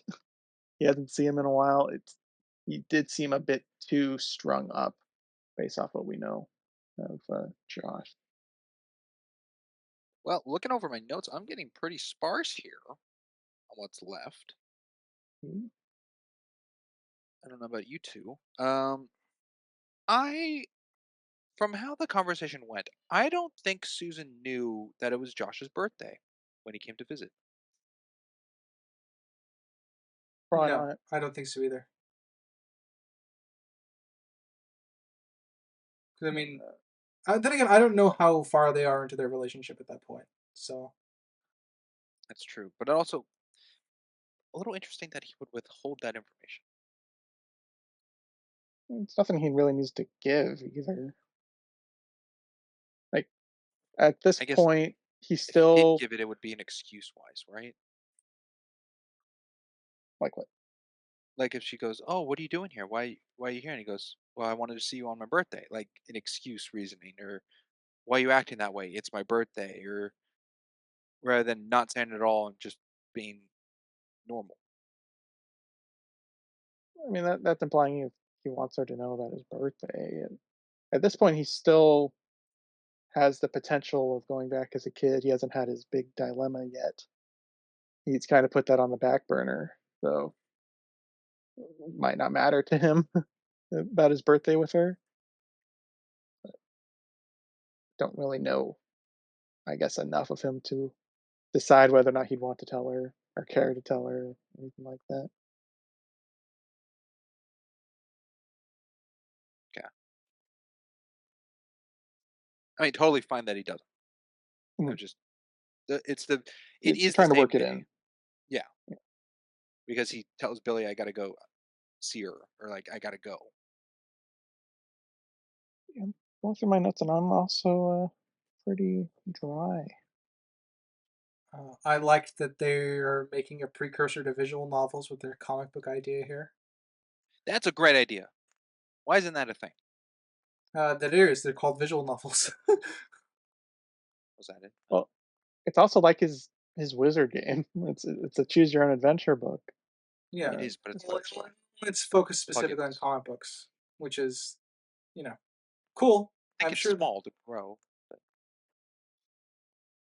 we can assume that there you go, sabotage Crimson. Since they both left, he destroyed the idea, and that's why we don't have them in our current existing world. You're right. I mean, Josh left. Paul can just take over Yeah, in a month's time. You won't even remember Josh. I feel like you Yeah, well, he wouldn't care. the guy he beat up and hated for a month. He beat up. He punched him once. Does one punch count as a beat up? Did they say it was one punch? I thought he said They, he they, just punched they him. just references like he didn't have to punch me, so I assume he got hit at least once. Uh, Yeah, I thought it was one punch Because with that mistake. statement, that could also mean more than one. That is true. Could have been multiple punches. He didn't have to punch me. Yeah, so could be one or more. We don't really know. But still, if it's one punch, does that count as a beat up? Uh, it's a beat down. That's Like for interesting. Beat example, up and beat down. I well, mean, he's like Back to wrestling the with him, Future. so I think that plus the punch could count as a beat up, but I don't think a punch in of itself would by itself would be a beat up. It would just be a hit. Okay, I think it would go to the end result. Because in Back to the Future, when George punches Biff, with one punch and knocks him out, I think I would call that beating him up Yeah, because it rendered him That's a unconscious. good point. Yeah, maybe the end result is what matters. But if you get hit once and run away, I would not say you got beat up. I don't know. Like if you got beat up to like you air quotes beat up because we're determining the definition, but if you got like broken ribs from getting punched a bunch, but you're still able to run away, I would still say you got beat up. Okay. Could be on the. Is it the level of It could be severity. damage? Yeah. Like if someone pinches you, they didn't beat you up. Yeah. If you die from the What if pinch, they beat you up. if someone pinched you with poison under their nails and it killed you, would you be beat I up? think they just killed you. No. I'm exaggerating. If they sticking to our rule set here of the end result being what determines a beat up, if they pinched you and it was painful enough to knock you out and it left a big bruise, that might be considered a beat up. Would a Vulcan, was it pinch, Vulcan neck pinch is absolutely neck pinch? That's knocking beating you up. out. Probably would be considered getting beat up as far as humans are concerned.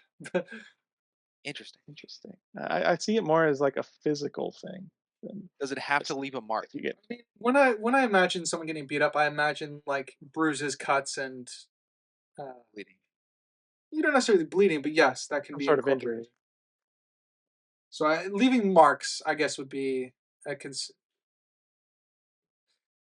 now I'm sounding like I'm flip flopping a lot here, but describing beat up to me typically is just you. If I were to write it down to its base, I think leaving marks of some kind from a scrap would be my choice. Okay. Interesting. Like chloroform on the mouth to knock someone out. I would not count that as beating up. But then again, that's real close to the Vulcan thing. Yeah, I don't know. Interesting. I guess it's on to the individual, but I don't know what Google would say. I was just curious. So the real definition is. Writer, let's go with you. I don't. How many points do you think you got left here? For me, I got a lot, but since I'm fencing a wrap up, Oh, sweet. Well then, please go. yeah, Yeah. I hate the timing of him shrinking and Yeah. walking into his house. It really fucking bugged the shit out of me because he's really lucky that it happened right there instead of him having to camp outside all night, so he could change back and show up in the morning. Uh, 100%. it's a very big problem. I thought it would happen once he Well, fell asleep because that's what happened the first time. Exactly. Set a bit of a precedent. And I'm assuming it's a timing related thing now.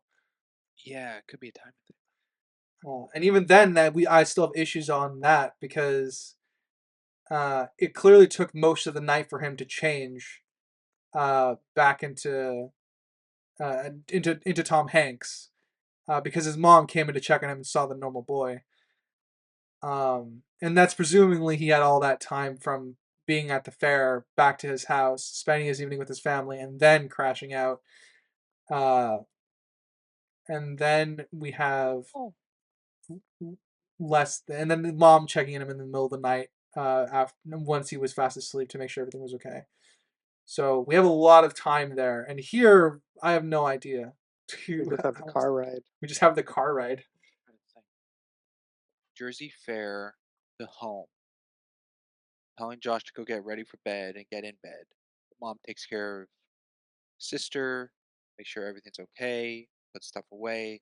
Then he goes and checks on Josh, who's asleep. So it doesn't necessarily need to be because it's already dark at the fair. Doesn't necessarily be she's up for another 2 hours and then checks on him before she goes to bed. Yeah, but it also doesn't necessarily There's mean it also was shorter than that. No, potential dinner is eating like cotton candy and popcorn at a fair probably would constitute as dinner. no, but Which how is late? a I mean, then that possibility. goes into family dynamics. How late would it stop for dinner? Crimson, I know you're very different on your eating schedule, but I know. I'm just saying if it's you a That one's gonna possibility. be different for everybody, I think. yeah, if you get home at 10 p.m., are you just gonna go to bed? I don't know I would eat if you can dinner, change that. but that's just me. Yeah, but then again, as a child, your food schedule revolves around parents. So, It's a question mark. I don't really question know how mark. much And more. then the New York one is just the drive from New York to the neighborhood, which is a more consistent time schedule there. It's just one drive from the pier to the neighborhood. That's when he changes. So whatever Yeah. amount that time is. Either way, tons of convenience that it just happens there Yeah, within time enough car for. ride, or after she drops him off, it's on the walk from the car to the house. Yeah. I agree it is convenient, but I don't see it huge because I think it could just be a time thing. The time thing isn't known or even solidified, but Well, even if it's a time thing, it's still lucky that it happened here, so it's still a problem. yeah. I mean, Huh?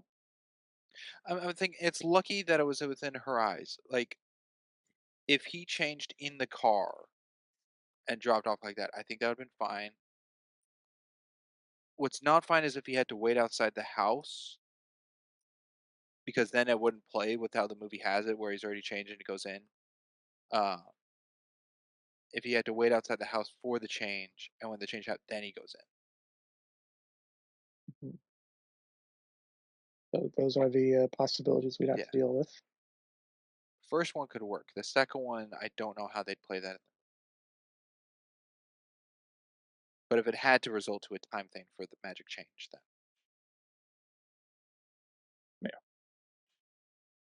Yeah. I had a question pertaining to beluga. Is that like beluga whale, or is this just a dish I've never heard of? it's neither. It's Beluga's neither. neither of those. No, What? it's a it's a dish. Uh, it's a caviar of sorts. Okay, I mean that's food. Well, yeah, it's food, but it's not a beluga fish. No, I was checking on. Uh, yeah, he spit it out funny. Sure, Yeah, it's a whatever. very pungent, rich taste. Which Crimson, I'm sure you would do the same if you had it. Well, most likely, it wouldn't have even entered my mouth. Not even for Susan. Not even for Susan. Not even for Susan. I like towards the end when Susan's chasing after Josh and he's looking for Zoltar. The music choice and the camera work very ramps up the tension, which does feel like a tone shift of the whole film to this point, but it does work, I think, with the context given Yeah, yeah. I think that's because it kind of gave me like something out of a thriller movie. a thriller movie. Oh well, I didn't get those vibes, but it was present.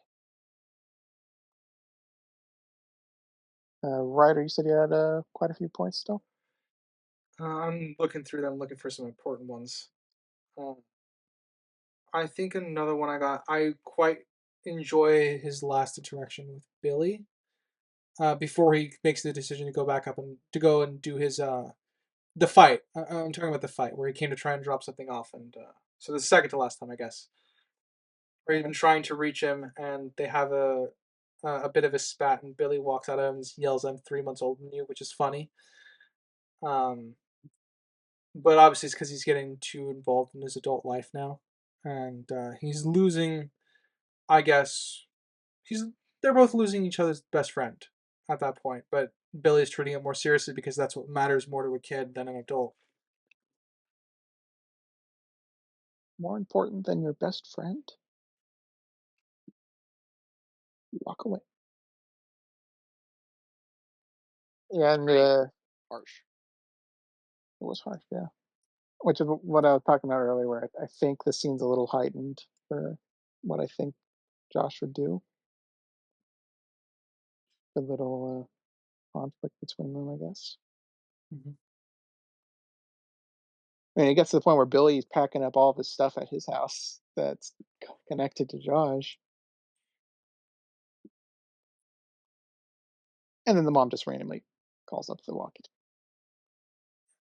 I found Yeah, that I scene didn't. very sweet, but I found it sweet. I didn't like how the walkie-talkie sounded like it kept saying Billy, like it was calling out to him. it could have been the Like mom it mumbling did, over didn't the it? side. Yeah, it was the mom on the walkie-talkie calling for Billy. Oh, that's weird then, because she seemed shocked that he responded.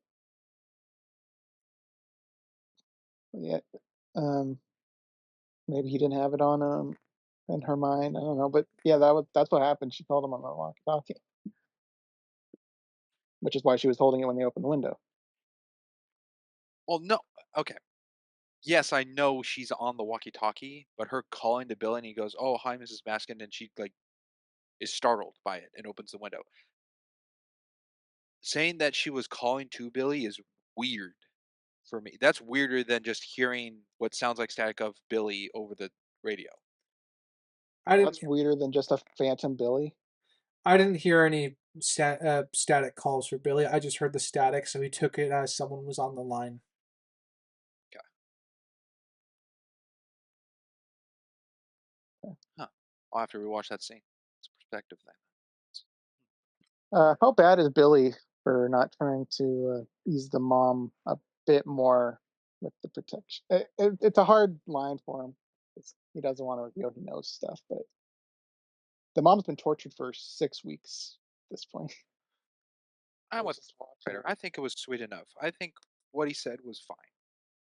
I mean, any more would be approaching that line, as you say, and he's supposed to be a kid. And while we have issues with that continuity or that consistency, I guess I think it works here. Yeah, Mrs. Baskin should also know that Billy is Josh's best friend, so he's kind of going through the same sense of feel that she's going through. At But least she in hasn't checked theory. up on him, or to our knowledge, he hasn't even been questioned if he knows where Josh is.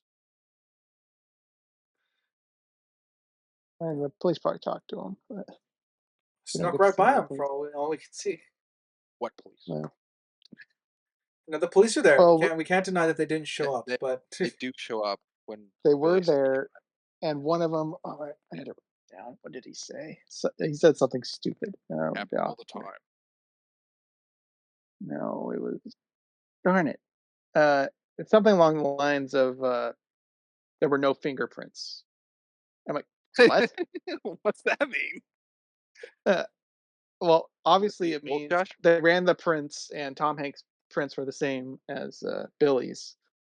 Um, but they had no time to run the prints because they were just at the scene. So that was just a nonsense like cop line they threw in that they tested for fingerprints and they didn't find any foreign fingerprints. Goofy. Hey, take the dad out. Put in more cops. or make the Put dad a in more cop. both. Oh, there Make you the go. dad a cop. That's Oh, an idea. You know, it explains why we wouldn't see him all the time. He's busy at work trying to find his son. Um, I think another point that I got that I would like to touch on is I quite like the way this is back when Josh was ended up teaching the kid algebra. I oh quite like this yes. scene because this is a very whenever you're a kid, you know you're always kind of feeling the outside of adults typically. This one very much kind of played into that, whereas obviously Josh empathizes with the kid more than the adults because he's still a kid, which is why he leaves the table to go help out because it's so simple to him.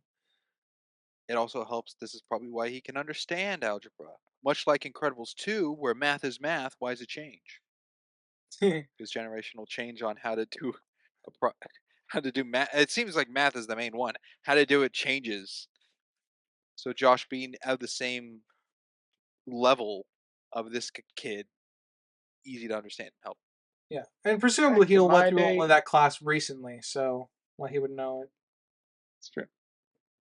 What were Back you in gonna say, my day, Chris? multiplication was an X, but now it's this dot. I don't understand.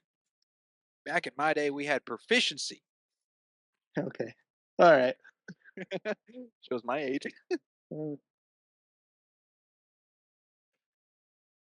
Uh, Uh, Billy, very lucky that Billy was still outside at like a hot dog stand or something, some sort of stand. I didn't really pay attention to Yeah, it. just a hot dog stand.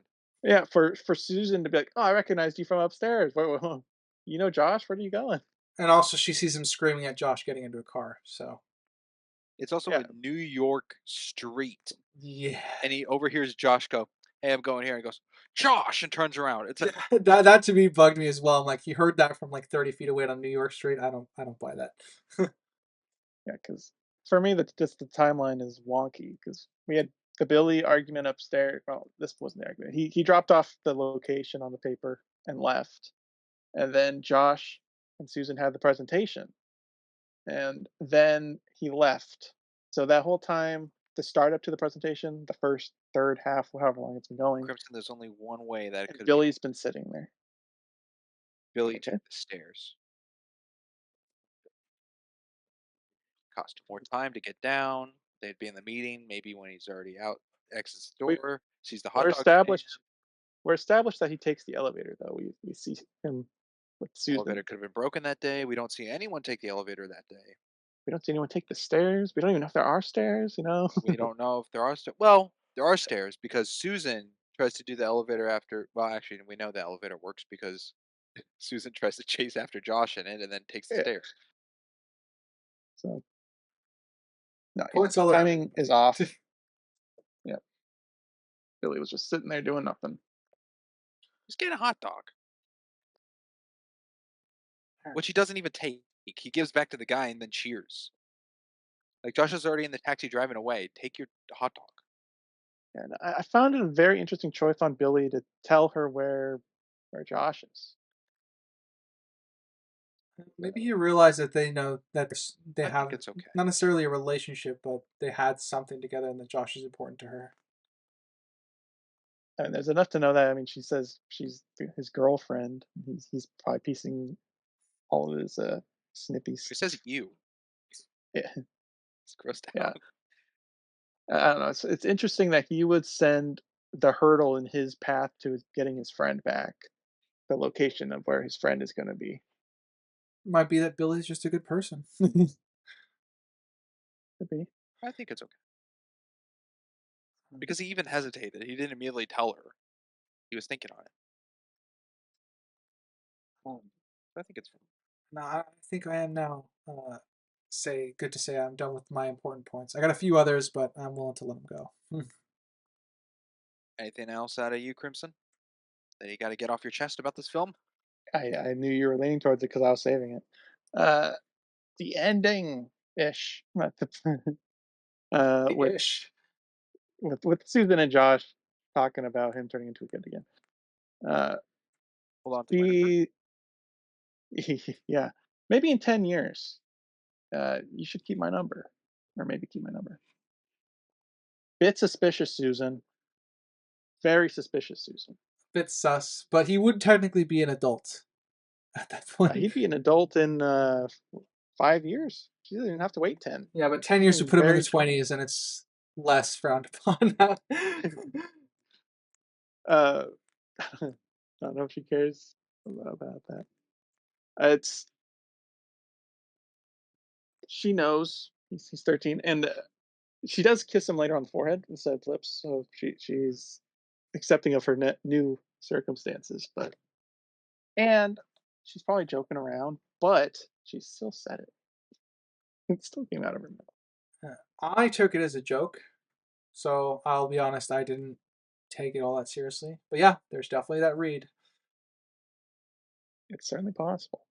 What Uh, I Big two. yes, I can see it as a read and as a joke, so I'm 50-50 split on it. I think it works for both instances, can be seen. I find it okay because she knows what he looks like at the age of this 30. And I just piece it together with another movie I've seen that Crimson has not seen, so I'll keep it hush hush. But in Princess and the Frog, there's an instance like this that I think is worse. and I'm gonna just pick the flat out worst one of them all. Wonder Woman 1984. Oh, I never saw that one. Yeah, don't. That's Um, mind control though. That's a little different. no, it's not. Uh, so here they are both they are she's not aware that he's a kid up until this point, so I actually buy into their romance a lot. And then obviously when she figures out, the dynamic has changed. She still cares about him, obviously, but she's not willing to cross that line. Yeah. I So think that was my final point, the jokey point. All right, and that's all the points out of me. I think it is a very sweet ending. Uh, Definitely movie moment with how many cuts back and forth of her in a car and Josh walking and turning around. suddenly being a It's kid again. Yeah. yeah, it's a little ridiculous by how many cuts they do. And one of them I thought was fake. The last cut I think on Susan where it's just her mouth movement and everything else is still. I didn't know if that was a still image that's edited. It is movement. It's just slowed down a bit. It, I don't think yeah, it was. I it wasn't slowed down. don't think so. Okay, She she just did it slowly it herself. looked very still. Yeah. Uh, okay. Well, with that, we'll go to summary and ratings. Let's start with writer today. All right. Well then, let me just. I'm gonna go with I'm gonna go with my objective first, which is rare for me, I guess. Um, the to make this. I'm just trying to be my best to describe this. Okay, so I think this is a good movie. Um, its biggest issues for me pertain to conveniences with regarding the plot, and there are a few character moments where I think Billy is probably the most egregious tool, uh, more so than a character, which is unfortunate because I think his relationship with Josh starts out really really strong. Um, and there's just a lot of conveniences in that riddle of the plot. The world building is fine. I have some questions about the magic system with regard to the wish, but I don't necessarily need those answered. And what issues that I take away from that are more of a plot problem. Like they clearly used it to push the plot in a specific direction. Um, so I'm at an objective 7.5. I think this is a solid movie. Um, I think they accomplish a lot of what they set out to do very well, and I think um, yeah, I just think it's generally speaking well done. Um, Subjective for this one is an interesting one. I'm having a hard time uh, discerning, I guess, my enjoyment of the film in of itself with compared to the hectic life in which I watched this film under. Uh, so I'm currently at a subjective 5.5. Um, I enjoyed the movie, and there were parts of the movie where I wished I could just skip ahead. Um, and I didn't find anything objectively wrong with those scenes. I just found myself, wanting to disconnect, which is why I think I'm leaving it at a 5.5 right now. Because like it's a movie I want to rewatch under better conditions, but I don't think my subjective is quite accurate to, I guess, my feelings specifically towards the film. Okay. We'll go with. I'll go next. Haha. I'll leave Crimson for last. Um, I would like to dedicate my ratings here to a Mr. Sinister Boy, since this was tailored picked for me from the wheel. Uh, Seems he was interested in what this would be, so this is for him. My objective. I think this movie would not work at all with the social security situation, the police absence, and what was the other thing I had? The possibility of the fairground thing of New Jersey to New York with the directory situation, all of that fitting into convenience. I think those three things are the major issues I have with this film. Uh, but let's see, the cinematography I think was very on par with some really good shots I liked. I don't think there was a shot I disliked, uh, but they were all good. And I think the lighting, I don't know if there was any artificial usage that I saw. It seemed all pretty natural, which is why some scenes looked very dark and could definitely see the film grain on it for the time of the film being made, especially the scenes at the fair or the nighttime one. Actually, the only one that comes to artificial to my mind might be the limo when they're on the top because of how illuminated they are by streetlights. I don't know how real that was, or if they're just spinning in a circle because of how close that shot is, that we can't really see the road and everything around them. So that's fine. The writing, some of it I think was very clever. I really like the funny enough, the social security, you're missing numbers and he gives three, but not actually three numbers. He says 012, which count as 012. I thought that was really good. I like how quick he is to responding to Paul about what a sport is. I like his relationship that he grows with Susan, for Josh and Susan. And I like how Billy treats Josh. Not so much how Josh treats Billy as adulting and ignoring him. I don't quite like, but how Billy sees he's losing his friend and gets him more aggravated, especially since the everything seems fine at the birthday, which is a good amount of time afterwards. Um, Again, not really a lot was held there other than Josh saying he was busy. I think all the acting was very good. Billy is a child actor, and even the young boy who plays Josh, I think they were both fine. I know some people think child acting is very hit or miss, and I think this worked fine. Tom Hanks, phenomenal. It's Tom Hanks. I've I don't mean to make that as an excuse, but boy, is he good. Elizabeth Perkins as Susan, I think, was very good. Think she was probably the best. With you could see the acting through the eyes that writer likes. With a lot of her expressions were very kind of dull, but in the given situation, you could see what she's thinking and going for. So I thought that was really good. Paul, good scumbag. The boss, very um, I guess charismatic and uplifting. John Lovitz in the film. Completely forgot he was in this movie, but he was fine for what he did. Um, I think Mrs.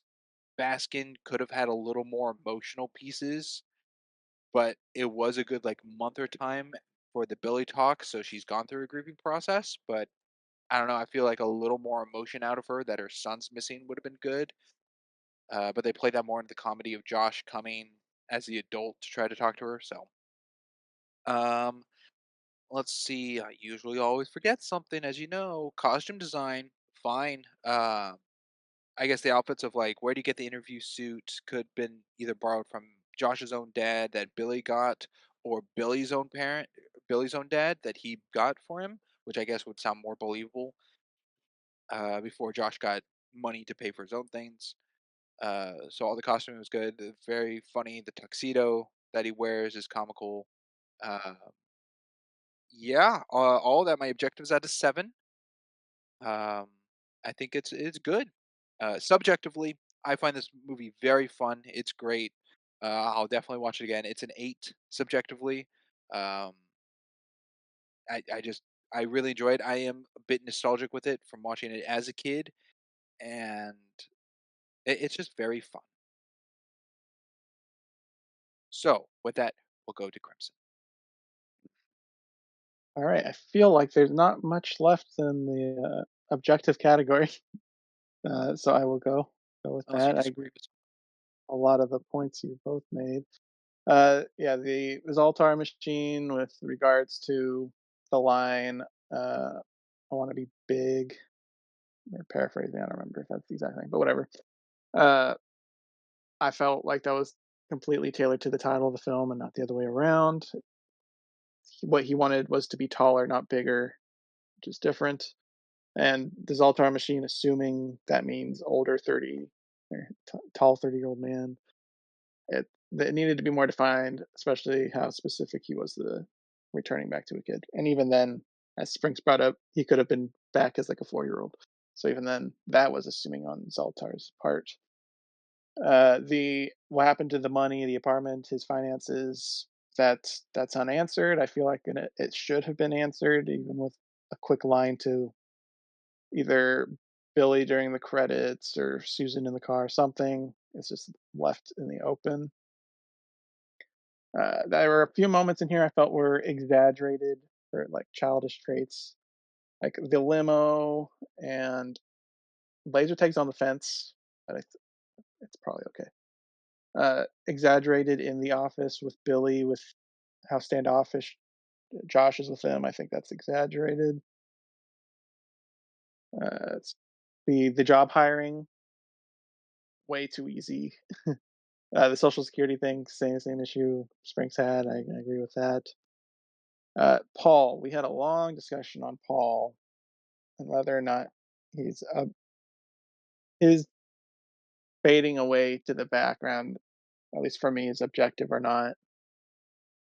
And I think that's going to be the big difference between the three of us. I think it is. I think objectively, with the presence he had and what his presence in the film was supposed to be, the fact that he just plops in, shoots a couple insults, and that's his ending, didn't didn't feel built properly. I'll say Paul with his integration was not great, but Paul as a character, I think is a good antagonist towards Josh. Obviously mirroring, he's the adult, but he's acting childish while Josh is a child as an adult. So a little back and forth there. That's good. Susan, I think she did a good job being like this air quote cutthroat business lady willing to sleep around to go up the corporate ladder, but obviously her time with Josh grew as a character throughout, which I thought was quite believable with how they portrayed it. I think the acting was good on everyone. And ramble, ramble, ramble. I've repeated a bunch of stuff. Objectively, I am giving it a 7. And once again, subjectively, I'm matching the 7. I enjoyed it.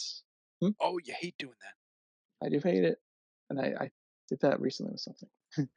um, but yeah, 7. I got the same amount of enjoyment as I did the first time around. Uh, Above average. I will probably see it again in my lifetime. And then there we go. All right. That's our coverage of Big. Yeah. Well, Uh, gentlemen, shall I read us out? well, actually, do we want to give any hints to number 100 next week? Wow. The hint is It's it number is 100. special It's to us. special. The Okay. With the context of what we've covered on the pod today with that word, maybe something else to go with. Special. it's Um, special. Here, we've brought up what we are we've going to argued about it cover on the in the podcast past. before, I think. Yes, that should be the big context. The thing Over we've the cut course of for the covering. podcast, it should have been discussed multiple times. It has an Hopefully. infamous reputation among my casts of co-hosts. Yes. Where We can we are tell you going it back won't. to Doctor Strange Multiverse of Madness. Oh, Oh good my God. god, dude. Whoa. Well, We're uh, full circle. Yeah, I guess I'll lower my subjective this time to match. with Crimson's hint there, all I'll say is it is a movie. We are covering a movie it for is the 100. So if that helps narrow, it's not like it's not a tier listing thing or a bracket, or it is a movie we're covering. It is indeed. Um, I got nothing. well, yeah, gentlemen, shall I read us out? Yep. Yeah. All right. Well, audience, thank you for listening, whether it be Spotify, Amazon, Castbox, Pocket Casts, yeah, iHeartRadio, Samsung. And if you happen to be on our visual side of things, be it YouTube, Rumble, please feel free to like, comment, subscribe everywhere. Tell us how much you hate our opinions or how much you love them. As always, I have been a geeky writer, I'm Crimson Rune. And I'm Springs. and we will catch you next time. Later, everybody. Bye. Toodaloo.